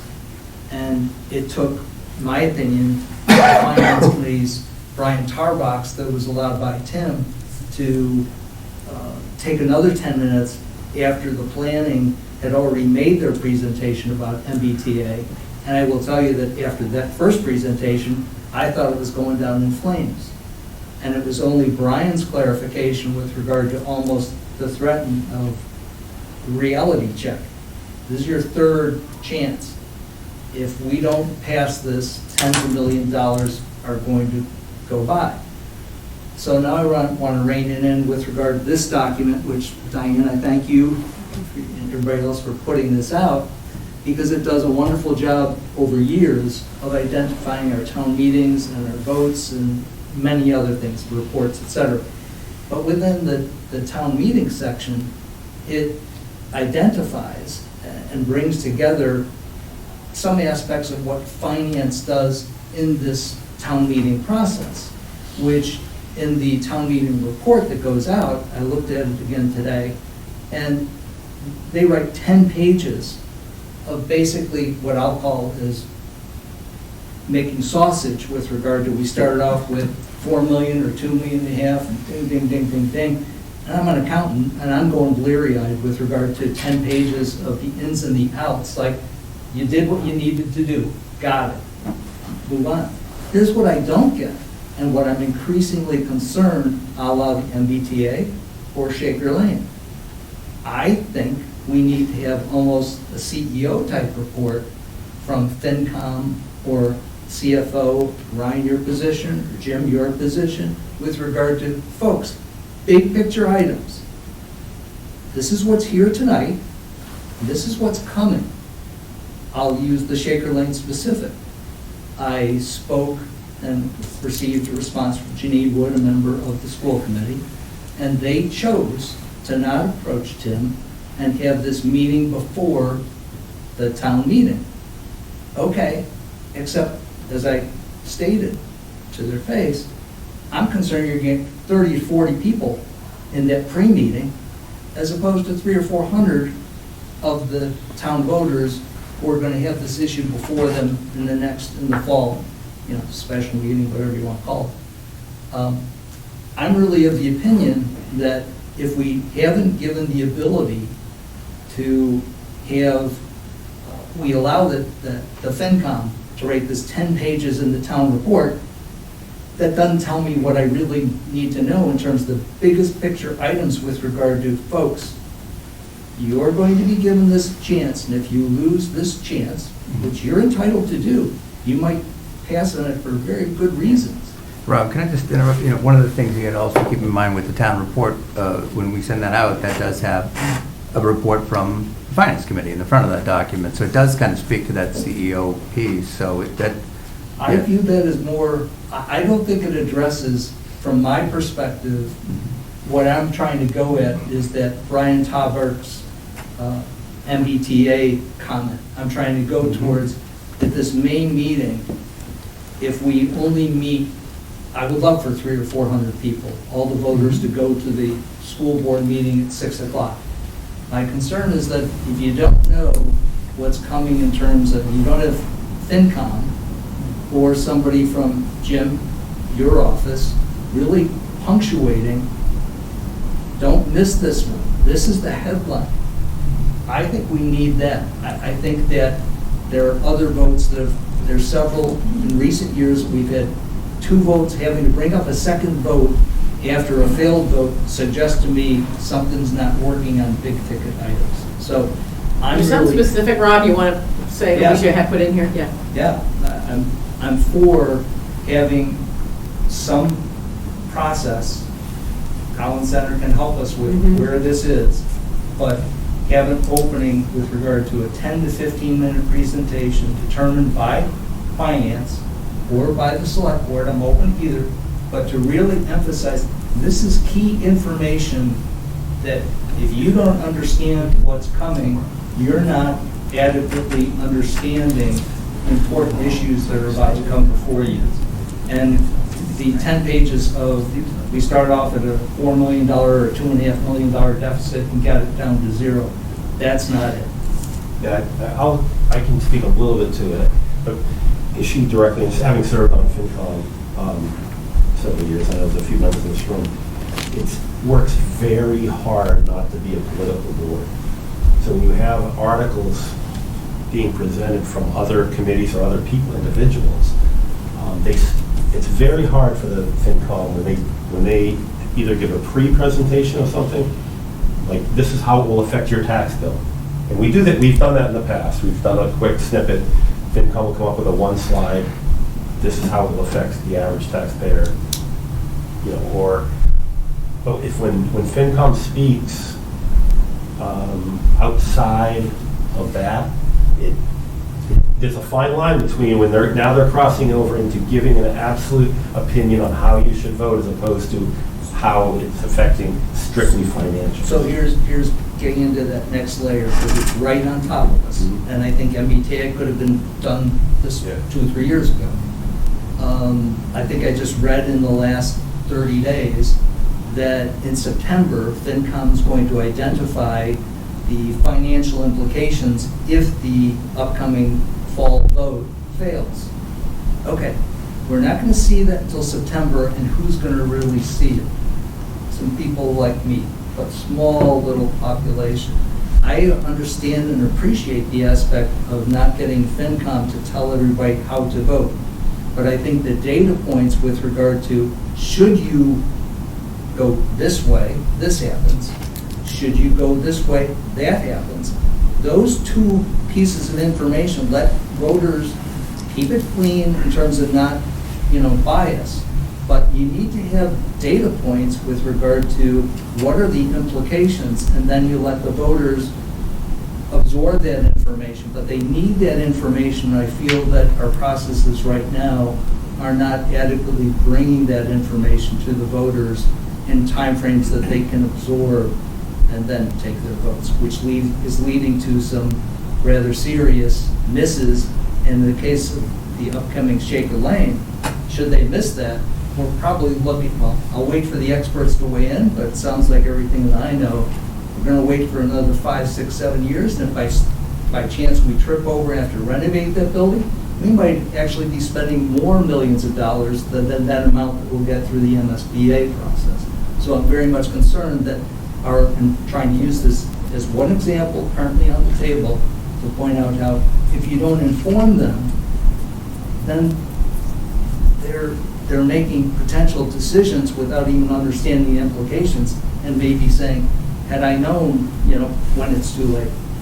So the assumption is, you're saying, I can summarize, the assumption might be that the community is engaged and informed, but maybe not fully or adequately. Correct. So what? So how do you get that? And I'm feeling like whether it's Jim's office as we go forward, or whether it's the finance committee, whether it's a select board, I'll take any of those because they're elected or they're appointed, they're serving in a meaningful way. I respect them and believe the voters respect them, and therefore allow them the opportunity to present the data to the public in order from I'm their going to making give this one, I'm sorry. I think it's, we'll use the school as an example in this case, or we'll use the planning board in the previous, with the MBTA situation. It's that board's responsibility to educate the public as much as possible. First and foremost, it's their article. It's an article that they're putting forward. Okay, so if they requested that the FinCom, can you give us a one slide that we could put in our presentation on X? It's their responsibility to do it. They can do that. They can ask for all the information they want. I think it starts to get outside the bounds on what FinCom can do. And the select board as well, because we don't vote on the warrant. Or you won't see a recommendation on many articles in the book because we don't want to throw something off the rails or on the rails if it's not directly, if it's not a finance article or one that we're not presenting, because it can be dangerous. Now, every select board's different. Some select boards say we're going to vote on everything. And feet to the fire, how are you going to vote? My last comment, and then I'll move off it. Somehow we came to the conclusion on the MBTA in its third pass that not only was planning going to be given 10 minutes, but so was FinCom. And I think that was a critical element, potentially, of it getting passed. And my point is, we're charged with don't rely on things just because they're working well or not working well, how to make it better. And this is one part that I appreciate everybody's time, because I really feel strongly that we can't avoid misses the way we have been the last several years and then having to re-vote. Well, you call them misses. I call it the right process. But, I mean... Okay, Anthony. So I guess sorry. No, go ahead. I was just, Anthony, this looks like he has something. I wanted to ask Anthony a question. All right. So maybe you All can right. loop this into that. All right. But I'm reminded of when one goes to vote for other things, that there are often 2 or 3 sentences that summarize ultimately what one is voting for. Again, completely bipartisan, not any kind of subjective interpretation, just if you were to vote yes, this is the result that would come out of this. If you were to vote no, and it's typically summarized. If we did want to go that route, is there a way to codify that? I guess that is the question, because it sounds like this general conversation is how do we ensure that citizens are not only informed of the granular detail, but of the consequences or the impact of these different votes that are going to be put forward at town meeting. Have other communities, have other charters been able to include that sort of high-level language in a charter or something else, or is it just kind of up to, like you said, a particular committee to be responsible for just being a very good communicator? Sometimes that's the key. So- They try, they're just not very good at it sometimes. Go ahead, Anthony, go ahead. Yeah, so I just wanted, I think that was, this has been a very interesting conversation. It's come up over a couple of the meetings that the committee's had that we've attended around citizen participation, citizen engagement at town meeting. I would just say it's sort of at a high level, the town meeting is not like going to vote at the election. At the town meeting, every resident is coming into the meeting as a legislator, and that's the town's legislative body. The presumption being that there's some level of awareness to participate in that way. And unless I'm missing something about Littleton, in looking at the sort of timeline that was distributed, about 2 weeks before the town meeting, the administration, the select board is mailing the entire warrant packet, which can be very dense to the community. So in theory, rather than a blurb, everybody's got the whole document. Fully written out, everything that's going to appear to be voted on. Now, sort of stepping back a little bit, I think there have been some interesting areas that could be explored for the charter that have been discussed here. One was, it sounds like there may be some concern, maybe too strong a word, but do we have enough time as a community to sit with the warrant articles prior to the meeting? Right now, it's being mailed out 2 weeks in advance. Would people want more time? And then what strain does that put? Then, the other thing for the committee to consider is what strain does that put on the staff in terms of producing the warrant, further back in time from the town meeting. So I think it's one thing that the committee should maybe explore more. And then the other one, which I think is a very interesting one, is the pre-meeting, these pre-meeting meetings. I think one thing that we could sort of codify is, prior to the town meeting, after the warrant has been finalized, or maybe once you've got a preliminary draft warrant, that the select board or appropriate committee will have a meeting for the community to attend and ask questions, maybe without providing an editorial. And again, there can be a strain on town resources in terms of staff time, select board time. But I think that's another area that's going to some of these concerns and questions about, are we fully informed about what's going on in the town meeting, that we could explore more, being very cognizant of, that it places an extra burden on town and staff. So I'm just sort of highlighting those things as potential avenues that have been identified that could be explored further for the committee. Diane? So if I may, back to Karen's question about, are they fully informed? So you say that, I understand what you're saying, Anthony, about having another meeting or whatever to explain all of the different articles and things like that. So here's my objection to that. You have a planning board that holds public hearings, that holds meetings, that holds all of these, and sometimes they'll hold, when it came to the MBTA, they held different forums to explain to the residents of the town about what was happening. You can hold one, you can hold two, you can hold 12 of them. It's like you can bring the horse to the water, you can't make them drink. It's like, explaining to the residents, the more informed you are, the better off you are when you get to town meeting. You can only do so much. You can only put so much information out there. But I have to tell you that the planning board meetings are televised, just like everything else. If you want to be informed, go back and look at the meetings that they held all these planning board hearings at, and their meetings when it comes to the zoning board information. When they held, a public forum, they're televised. So to hold another night of explaining to the residents what's going to happen at town meeting, it's going to be the same people that are going to these other meetings that already understand.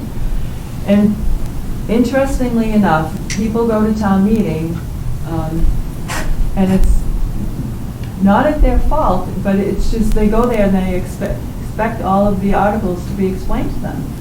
And it's really not, and Tim, correct me if I'm wrong, it's really not the place for them to be explained what the article is about. And I get it, people want that to happen, but when there's already been 12 meetings held about a specific article, it's pretty hard for the planning board to explain everything that went into why the zoning bylaw is coming to town meeting that evening. Because it didn't just take 1 hour to make that zoning bylaw change. It took hours and hours and hours and hours for that zoning bylaw to come to fruition and why we're making that bylaw change. So it's, you know, and I understand what you're trying to say, Anthony, and, but to just hold one more meeting, you're gonna get that same 30 people, you're gonna get that same 40 people that are gonna come, that are interested in trying to figure out. So in our town meeting report that the select board put out, there is, you know, referenced as to what the actual article is about. So it, you know, here's what it says and here's what it means. So it is spelled out, and we do, you know, they do put on that town meeting, please bring this with you, so you understand what it's all about. So I understand everybody wants more. Everybody wants more meetings. Everybody wants more of that, but it's... Well, I think more people need a summarization, because you're not going to sit through all the planning board meetings because there's a 3-hour meeting and there's 3 nuggets in there that you really wanted to hear. I mean, just like this meeting, right? We're going to go through a lot of stuff, and then, like, we've all been in meetings, right? And you say, there was that one nugget I got, the rest of 2 hours I didn't need it, right? So this is always going to be a problem. Right. Let me ask the question another way. So you alluded to it. So some people, some of the boards or some of the people that have to make these presentations that have articles on the warrant do a really good job of explaining it. They can get up succinctly and say dun dun dun dun dun, and then you know what you're voting on. Yep. Some people are not that good at it. But is there any review? I mean, is there any opportunity for people to say, this is my presentation, somebody look at it and say, you know, you need to do this, this, and this, or you need to, because it's not gonna cut it the way it is. And that would be hard, I guess, but. I mean, it's just, there's a legal review, obviously. That's the main thing. But, There is a legal review? Absolutely. I didn't know that. Yeah. And it's usually our committees like planning board, these type of articles, they have access to the town attorneys. Right, yeah. To be able to review this. Okay, so they just one-on-one, they do it with that, okay. Yeah, just to make sure Right, that it's legal. Okay, right. So, yeah, I don't know where to go. I mean, I can remember one thing. I just think that there's a lot of articles, obviously, that aren't the select board, they're not the mundane articles that dealing with finance. The complicated ones are complicated, and I don't think, no matter how much we talk about them, I mean, so I'm going to use the school, Shaker Lane, because it's right here in front of us. Does everybody in this room know that you can go to the town website, put in your house value, and see what it's going to cost you to build the Shaker Lane School? Roughly. I mean, little things can change. But what your tax bill will go up. What your tax bill will go up. But I guess, so to that exact question, it seems like the school building project has a lot of resources, or has really invested, and I don't know if that means money but it seriously must mean time. The materials they've produced, from the flyers to the video presentation, it really adds a lot of clarity around that project. I don't necessarily see, and maybe it's just because I'm not plugged in, but that level of clarity and communication for other hot button issues. So is that because it is resourced differently, or is that because those people in that project have taken it upon themselves to do that? So what is the delta between having that kind of communication that is pretty slick, honestly, like in terms of what educating, and it's targeting, you know, lay people, you know, that has seemed to work quite well, and for other things it seems to just be perpetually confusing. So where is that education delta? Lack of, he used the select board as an example, poor judgment on our part on certain articles that we present, perhaps. Well, I'll use the Magog Orchard as an example. Not full clarity of what it meant for the select board last year to have the authority to sell the property. It was more of, we don't trust, oh my God, we don't know what, you know, there was that shock value. So probably, you know, that's a situation where we learned from that, we could do a better job. But at the end of the day, here we are now, obviously leasing the property, and by all means going to have a good community person in there that's going to take care of the property. So I just think that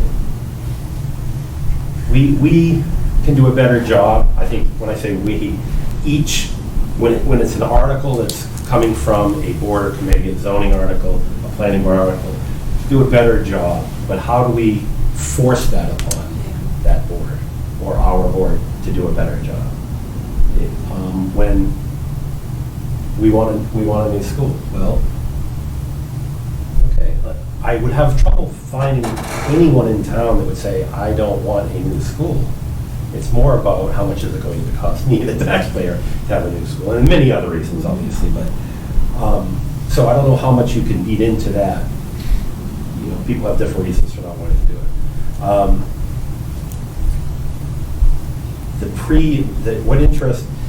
Something that sparked my attention more was the pre-meeting thing, closer to town meeting, because, like I had mentioned earlier, you're attacking the people that are actually going to vote, not just the people that want to complain about everything that aren't even going to show up at town meeting. You know, they're all over Facebook, we all see it.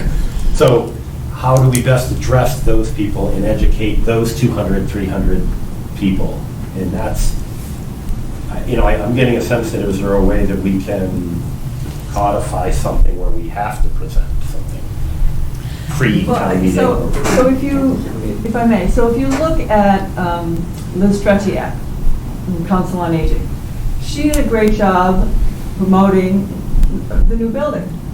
You know, so it's all in the presentation and all in the person that really wants the town to be engaged. And so she got really involved. She got, you know, put every time there was an update on her building, she got on her website. She promoted it. She put something new out there.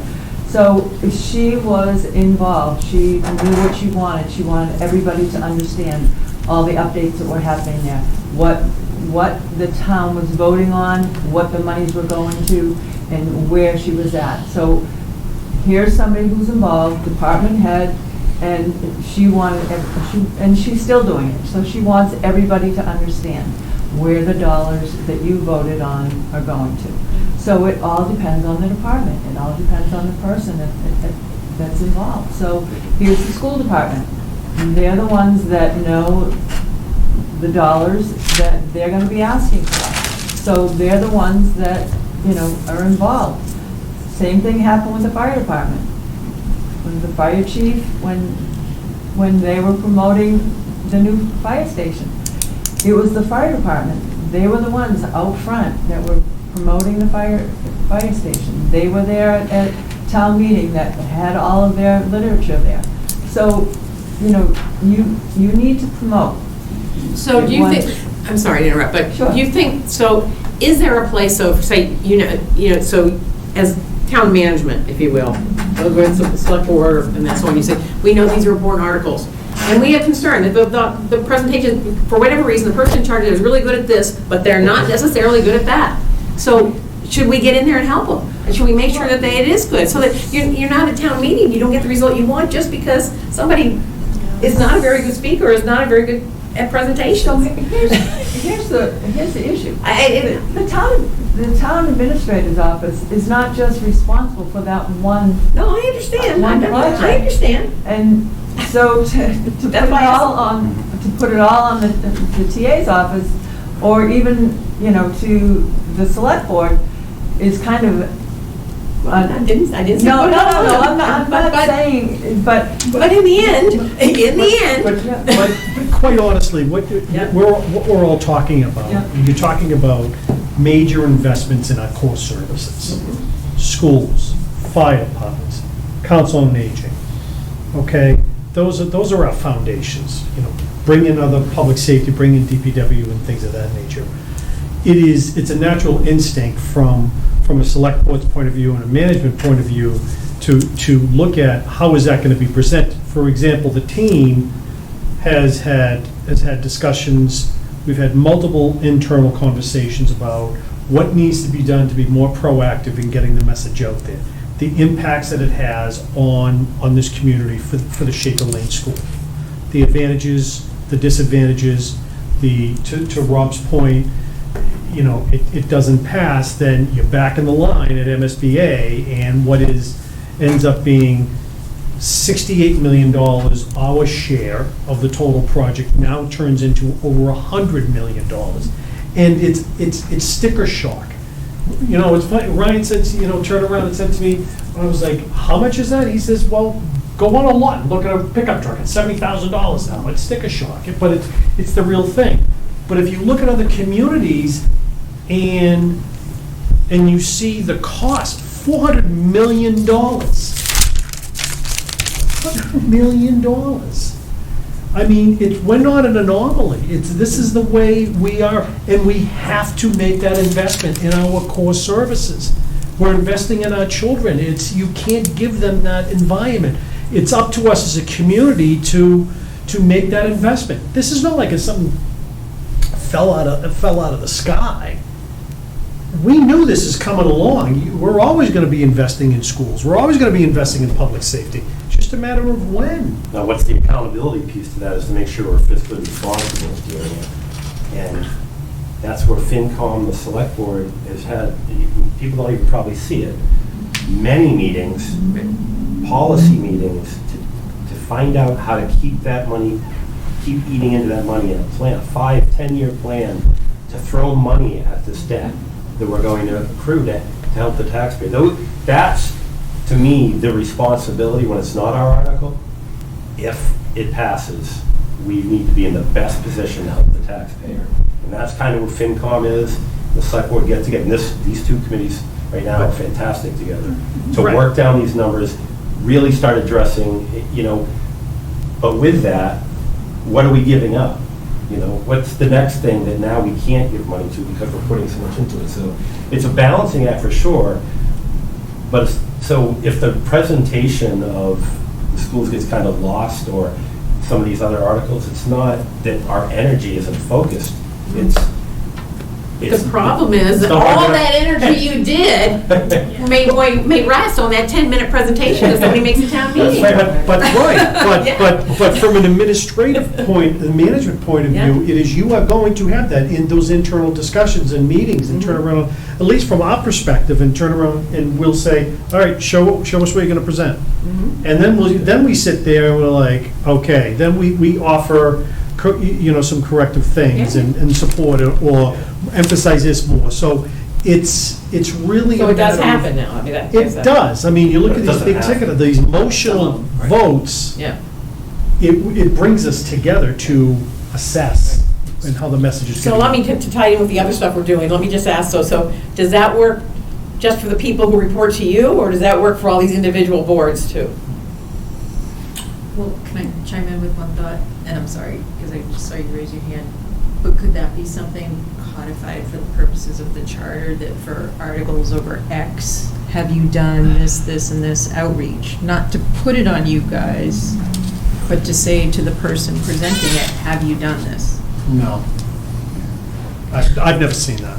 I mean, I think that's, It probably gets too prescriptive, really, and Betsy, to answer your question, it's also challenging, say, if it's a planning board article, and the planning board put together this presentation, and the planning board chair is up there giving that presentation, whether that's good or bad, it doesn't have anything to do with Jim or I or Gary. That's what I was asking. I mean, in this review so, process, is it they're not part of that? The review process is, how many, does it fit the screen? It's almost this is what it is. All right, so I just want to, this is obviously all wonderful conversation. We're supposed to be talking about town meeting, and we're kind of going all over the place, so let's go. Well, bringing it back already. to the charter side of things, it does seem like this might have ramifications for when we talk about committees and boards and elected versus appointed, because a lot of this has to do with do we have the right people in the right roles to make the case, make the materials, and what is the actual responsibilities of these committees, not just to plan the plan, but to communicate the plan. So I kind of made a note that I feel like that's something we might want to think about when we talk about the boards and committees. And again, maybe there are some very specific things, and this is maybe more management, less charter, but very specific things when we have important articles around communication. The school being one, do you talk about upfront sticker price, or do you talk about lifetime costs to the town of Littleton? Like, those are very clear communication strategies that you could adopt. But just coming back to, I think, something you had said around targeting the people that turn up at town meeting, I'd push back on that a little bit, and I wonder if this is something, again, is it to codify in the charter, but there are ways, I think, in increasing engagement as well, and by making the governance structure more efficient and more effective, I do think you can get more people into that process, like the clickers being one of them. I'm going to admit something incredibly embarrassing to this group. I've never been to a town meeting because the thought of getting a babysitter to stay through midnight or an undetermined end time with travel and work and small children, like my husband and I have never been able to physically get there. But, you know, okay, if it's going to be more efficient, time efficient, I'm like, these are the kinds of things that I actually think will genuinely increase participation. And so if we can kind of codify some of those things into, whether it's a charter or otherwise, I think you'll get more people in.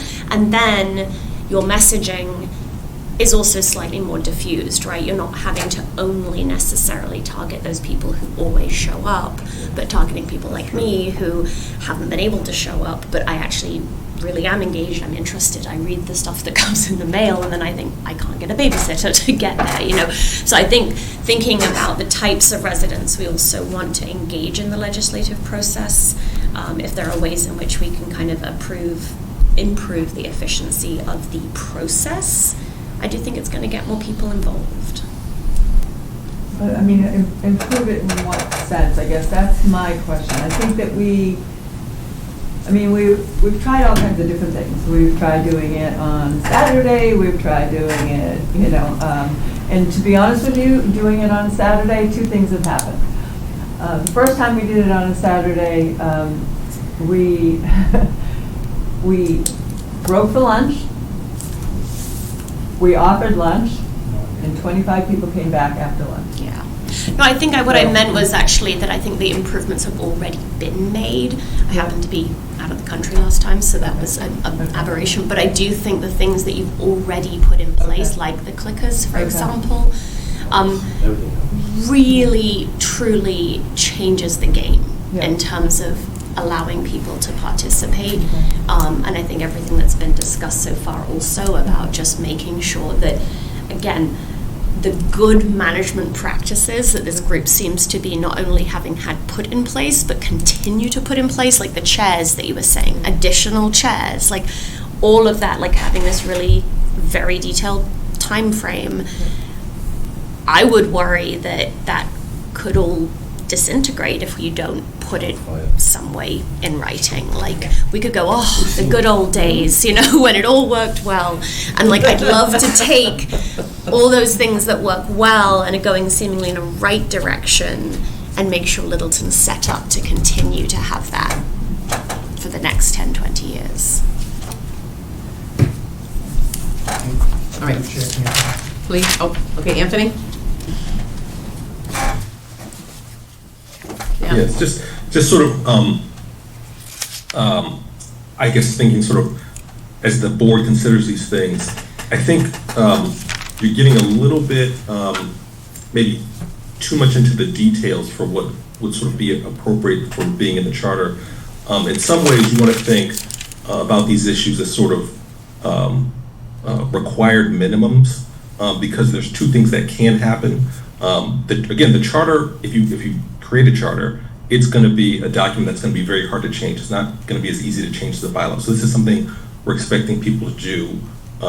You know, you should think about it in sort of 10-year increments. And things on the ground, technology and a number of things can sort of change within time. So as you sort of write these charter rules, you do want to create space for, you're going to have layers underneath it. You're going to leave space for bylaws. You're going to leave space for policy documents like the one that was circulated.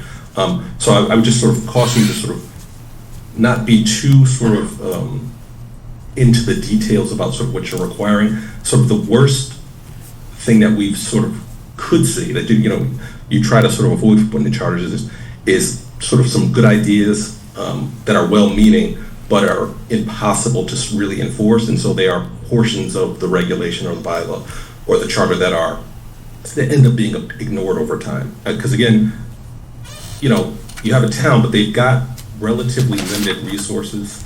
So that's one of the purposes of this meeting. You've got a lot of ideas, you've got a lot of things that may be appropriate for the charter. Will this work for your staff? the administrator, the clerk, all their staff people. And that's one of the things that you really want to think about as you're asking these questions. So I'm just trying to push everybody to sort of think more bigger picture on some of these items. Yep, I agree. Thank you. Okay, do we have other questions we want to go on with here? We got a couple more short items, I hope, on the agenda, and then close up. I have one short Sure, question about please, go town right ahead. meeting. Is there a time limit for how long people can speak at town meeting? Yes. 3 minutes. Because I've been to them, it seems like there's not. But maybe it's We even have a clock. We have a clock. Okay. There's a clock Oh, on yeah, the it's side. there. Okay. Adam, that was a huge Okay, improvement, good. too. Yeah, there's a 10-minute presentation and a rebuttal, 10 minutes, so, and then it goes to 3 minutes. Okay. Yep, Thanks. and we always, I'm always talking to Tim, like, that's it. Who gets to do the rebuttal? So typically, there is someone, if somebody has a rebuttal, they'll Yeah. tell us. Yeah. It's not somebody that can just get up and say that they're gonna speak for 10 minutes. It Yeah. has to be pre-approved, and they'll have a. Official. Yeah. Thank you. And Kyle, just so you know, some people, when they're speaking, are looking at the clock and they go right to their 3 minutes. Oh,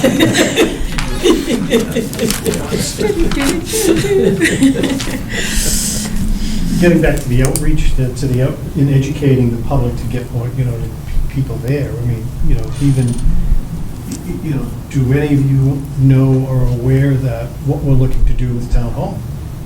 Yes. Okay, so I mean, we've made conscious effort to do outreach efforts. We went to multiple boards, which all get unanimous support. We are having, it has been in the newsletter, or it is going to be again tomorrow. There's going to be a flyer that's going to advertise a community input session for April 9th. Going to talk to the Rotary. We've talked, we've done a lot of outreach efforts to try to educate and individuals, but at the end of the day, we have 10 minutes also, at town meetings, so we're doing the best we can to make sure that we get all of that information out there and answer any questions or anything like that. So hopefully that will do it. Yeah. Okay, so we had an item, discuss public communication strategies, is that was relative to this charter, this committee as opposed to the town meeting, or was that for town meeting? That, I think when I raised it at the first meeting, it was actually more along the lines of what you just mentioned, Okay. like how do we make the public aware that we are going through this process? Right. So is it a little blurb in the newsletter that says, hey, did you know that we have a charter committee? Just those little, Podcasts. yeah, like what is a newsletter, charter? Why would we want 100% one? On the town's website. So also, to that point, we have an email, which is like, we can confirm it, but I think it's charter committee questions at blah, blah, blah. So if you put a blurb in the newsletter, you can include that so people have questions and so on. And if you want, going forward, we're just getting started, but going forward, if you want, I shouldn't volunteer for this. Maybe we actually write something for the newsletter when we have something we want to particularly talk about. Although we I just, want to bring that up. It's deadline's still the 15th of the month, I believe. Yeah. So we just put something in for the sustainability committee for the climate action plan. It was literally like one sentence, I think, right? It was just, but this we is will- happening. I have on my list of strategies, and I think we do need to figure out a way to, either authorize somebody to write it and however detailed or brief you want to make it. But I think we really need to do that. A couple other things that Well, let's, before we move on, let's just talk about that now, because it's the 31st. So if you want to get in for the 15th, we should find somebody now who somebody wants to volunteer and say, I'll write something and maybe draft something and then pass it by everybody, make sure we agree or not. Well, I'd like to ask a question with regard to open meeting law, because we've got experts here, with regard to, I think it's very difficult, given there's a 15th of the month deadline, and we're barely going to meet, that day, or next day, et cetera.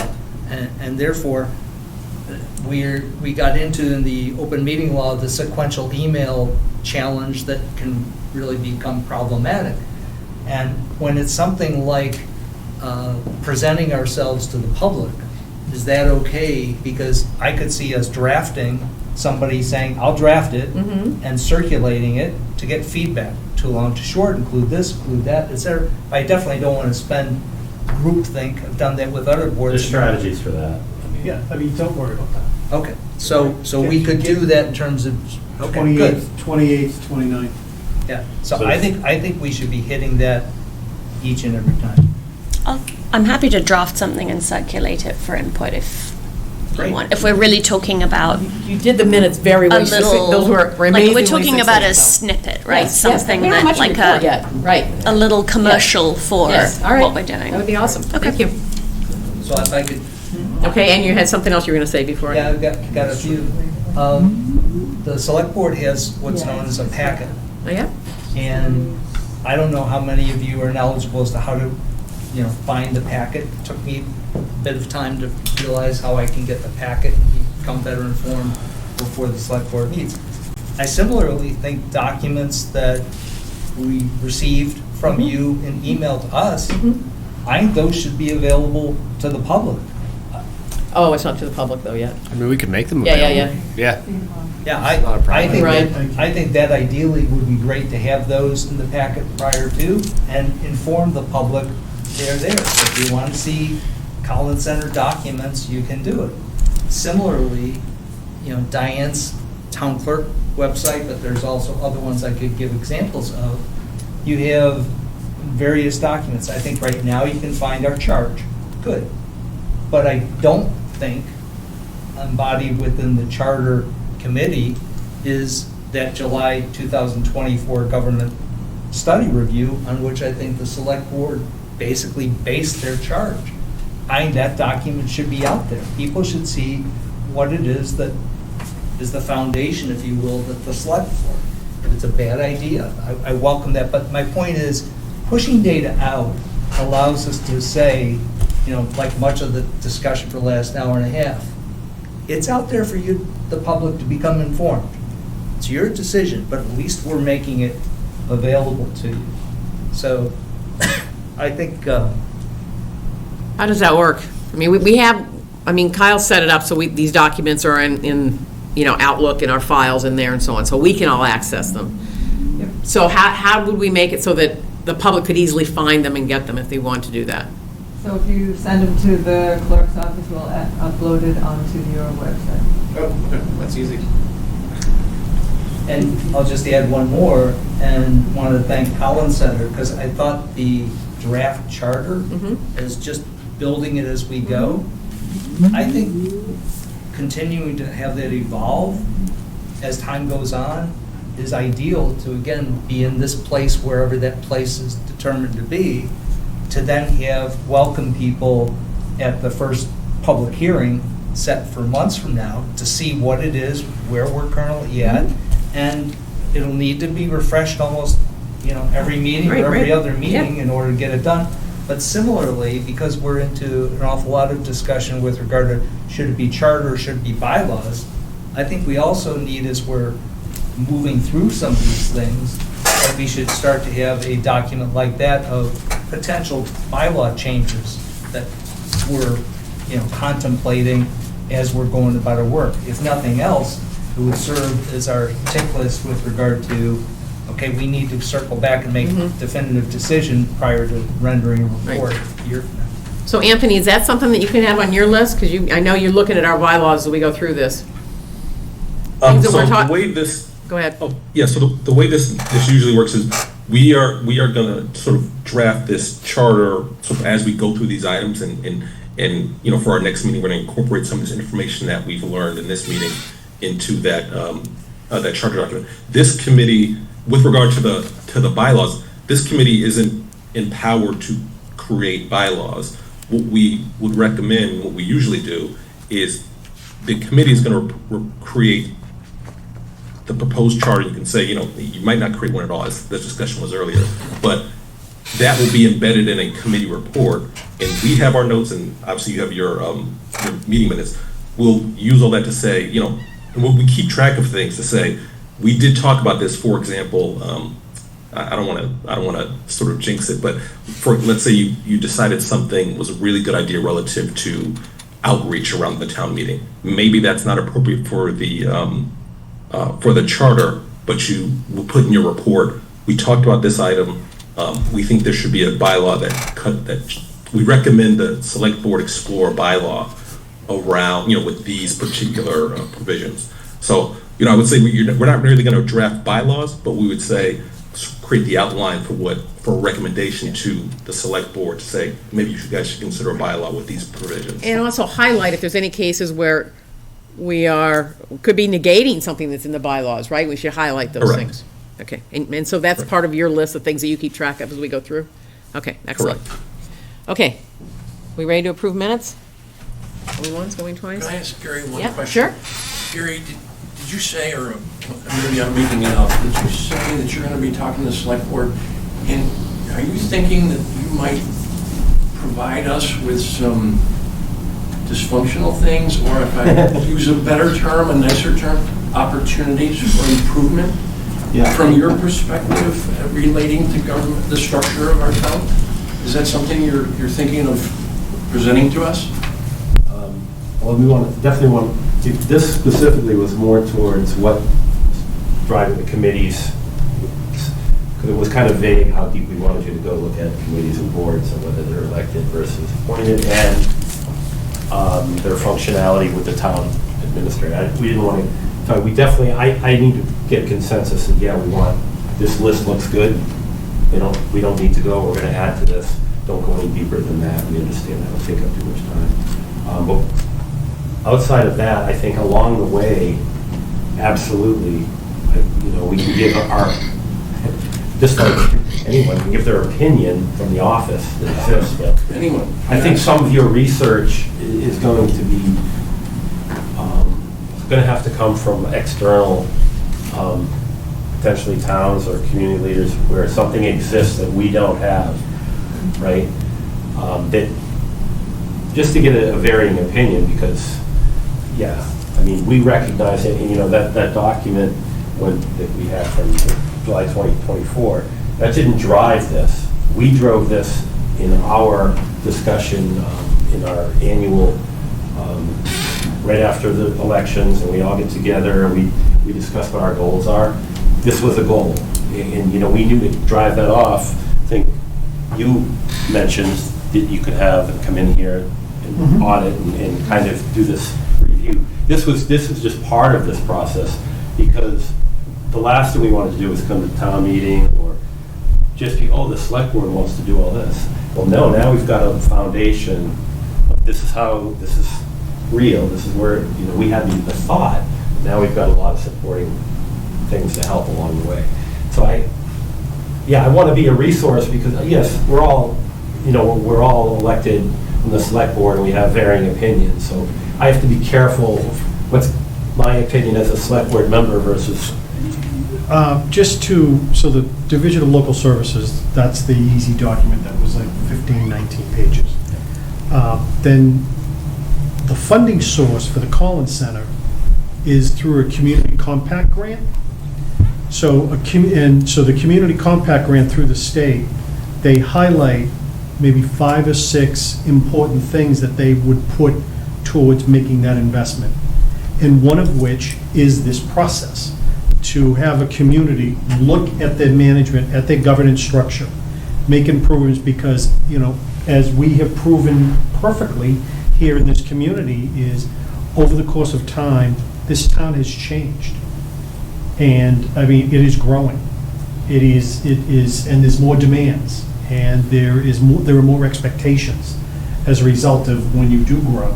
And so the state, obviously, my point being is, it is so important the state to offer money for communities to look at this. So there are resources out there to help you in terms of, to Gary's point, of other communities. The Collins Center, they work for you. So they are subject matter experts in this world. And you get a lot from them. I mean, town staff, Ryan has been with a couple different structures. I've been 4 different structures: city manager, strong mayor, town manager, town administrator, government. So I can tell you the good, the bad, and the ugly with all four.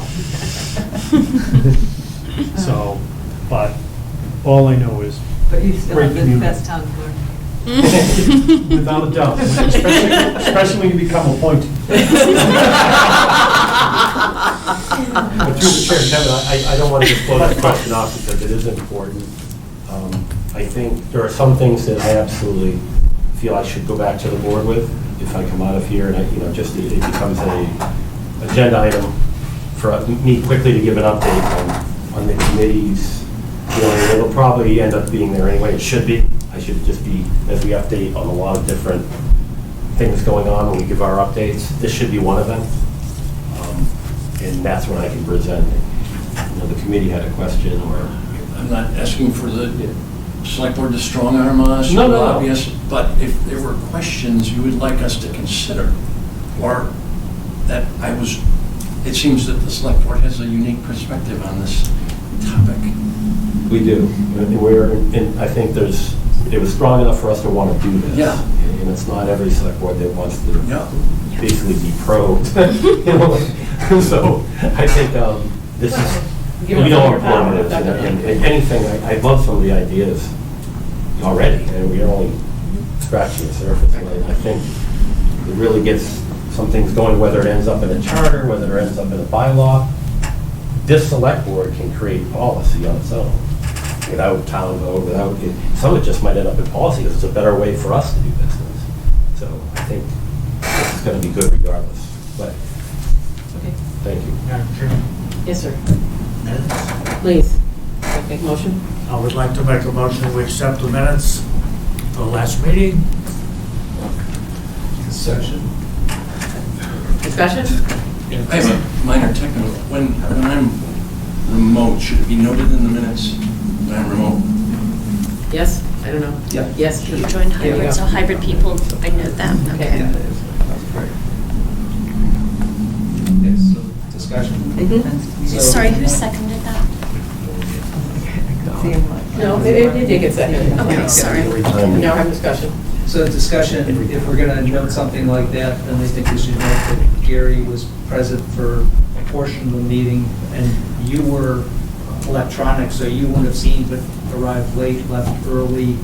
Somehow, I think we need to capture that, because presenting as being here for the entire meeting isn't indicative, and we probably missed him with regard to some opportunities for clarification he could have given us. I was going to ask Lisa that. I've been noting down when people left, for instance, and I was going to ask town clerk's office I feel how we I would, but if capture we're gonna that. note Yeah, we won't something have it for like last time. He was over here that tomorrow. Okay. needs to be considered. I've put the timestamps in my The other- notes, but yeah. The other part, I don't have the minutes of the last meeting in front of me, but I know there was a numeric sequence, and specific to number 10, if somebody can clarify what's meant by the 2/3 voting being moot, I don't understand what Let Tim talk to that. that means. I think that in regards to bylaws, Yes. there are certain parts of the bylaws that permit the moderator to declare a 2/3 voice vote without counting the vote. And if 7 voters object, then we go back and we do, physical count. The idea being with electronic voting, I'm never going to declare a 2/3 vote by voice vote because we're not going to have that 2/3 vote. It's just going to be the numbers on the screen. It's either 2/3 or it isn't. So it doesn't have to be a judgment And I remember call. right now, Used to I be. can maybe It's just gone now. clarify that. It's just gone now. Yeah. I'll just clarify that maybe language, yeah. Okay. Okay. Any other discussion? All those in favor? Aye. Aye. Any opposed? Okay. I would like to bring up, I'd like to not adjourn this yet, it's just a one, I think, brief item. If you go back to the previous minutes, not the last meeting, the meeting before, there were numerous open issues. So I just throw to the chair and vice chair, how are we going to gather up those? I was overwhelmed seeing how many topics had been discussed at the meeting 2 meetings ago that were identified correctly, in my opinion. So great job, Charlotte. but job, as yeah. just open items, because open items, if noted in the minutes, shouldn't be allowed. We should either, we have to close them somehow, my opinion.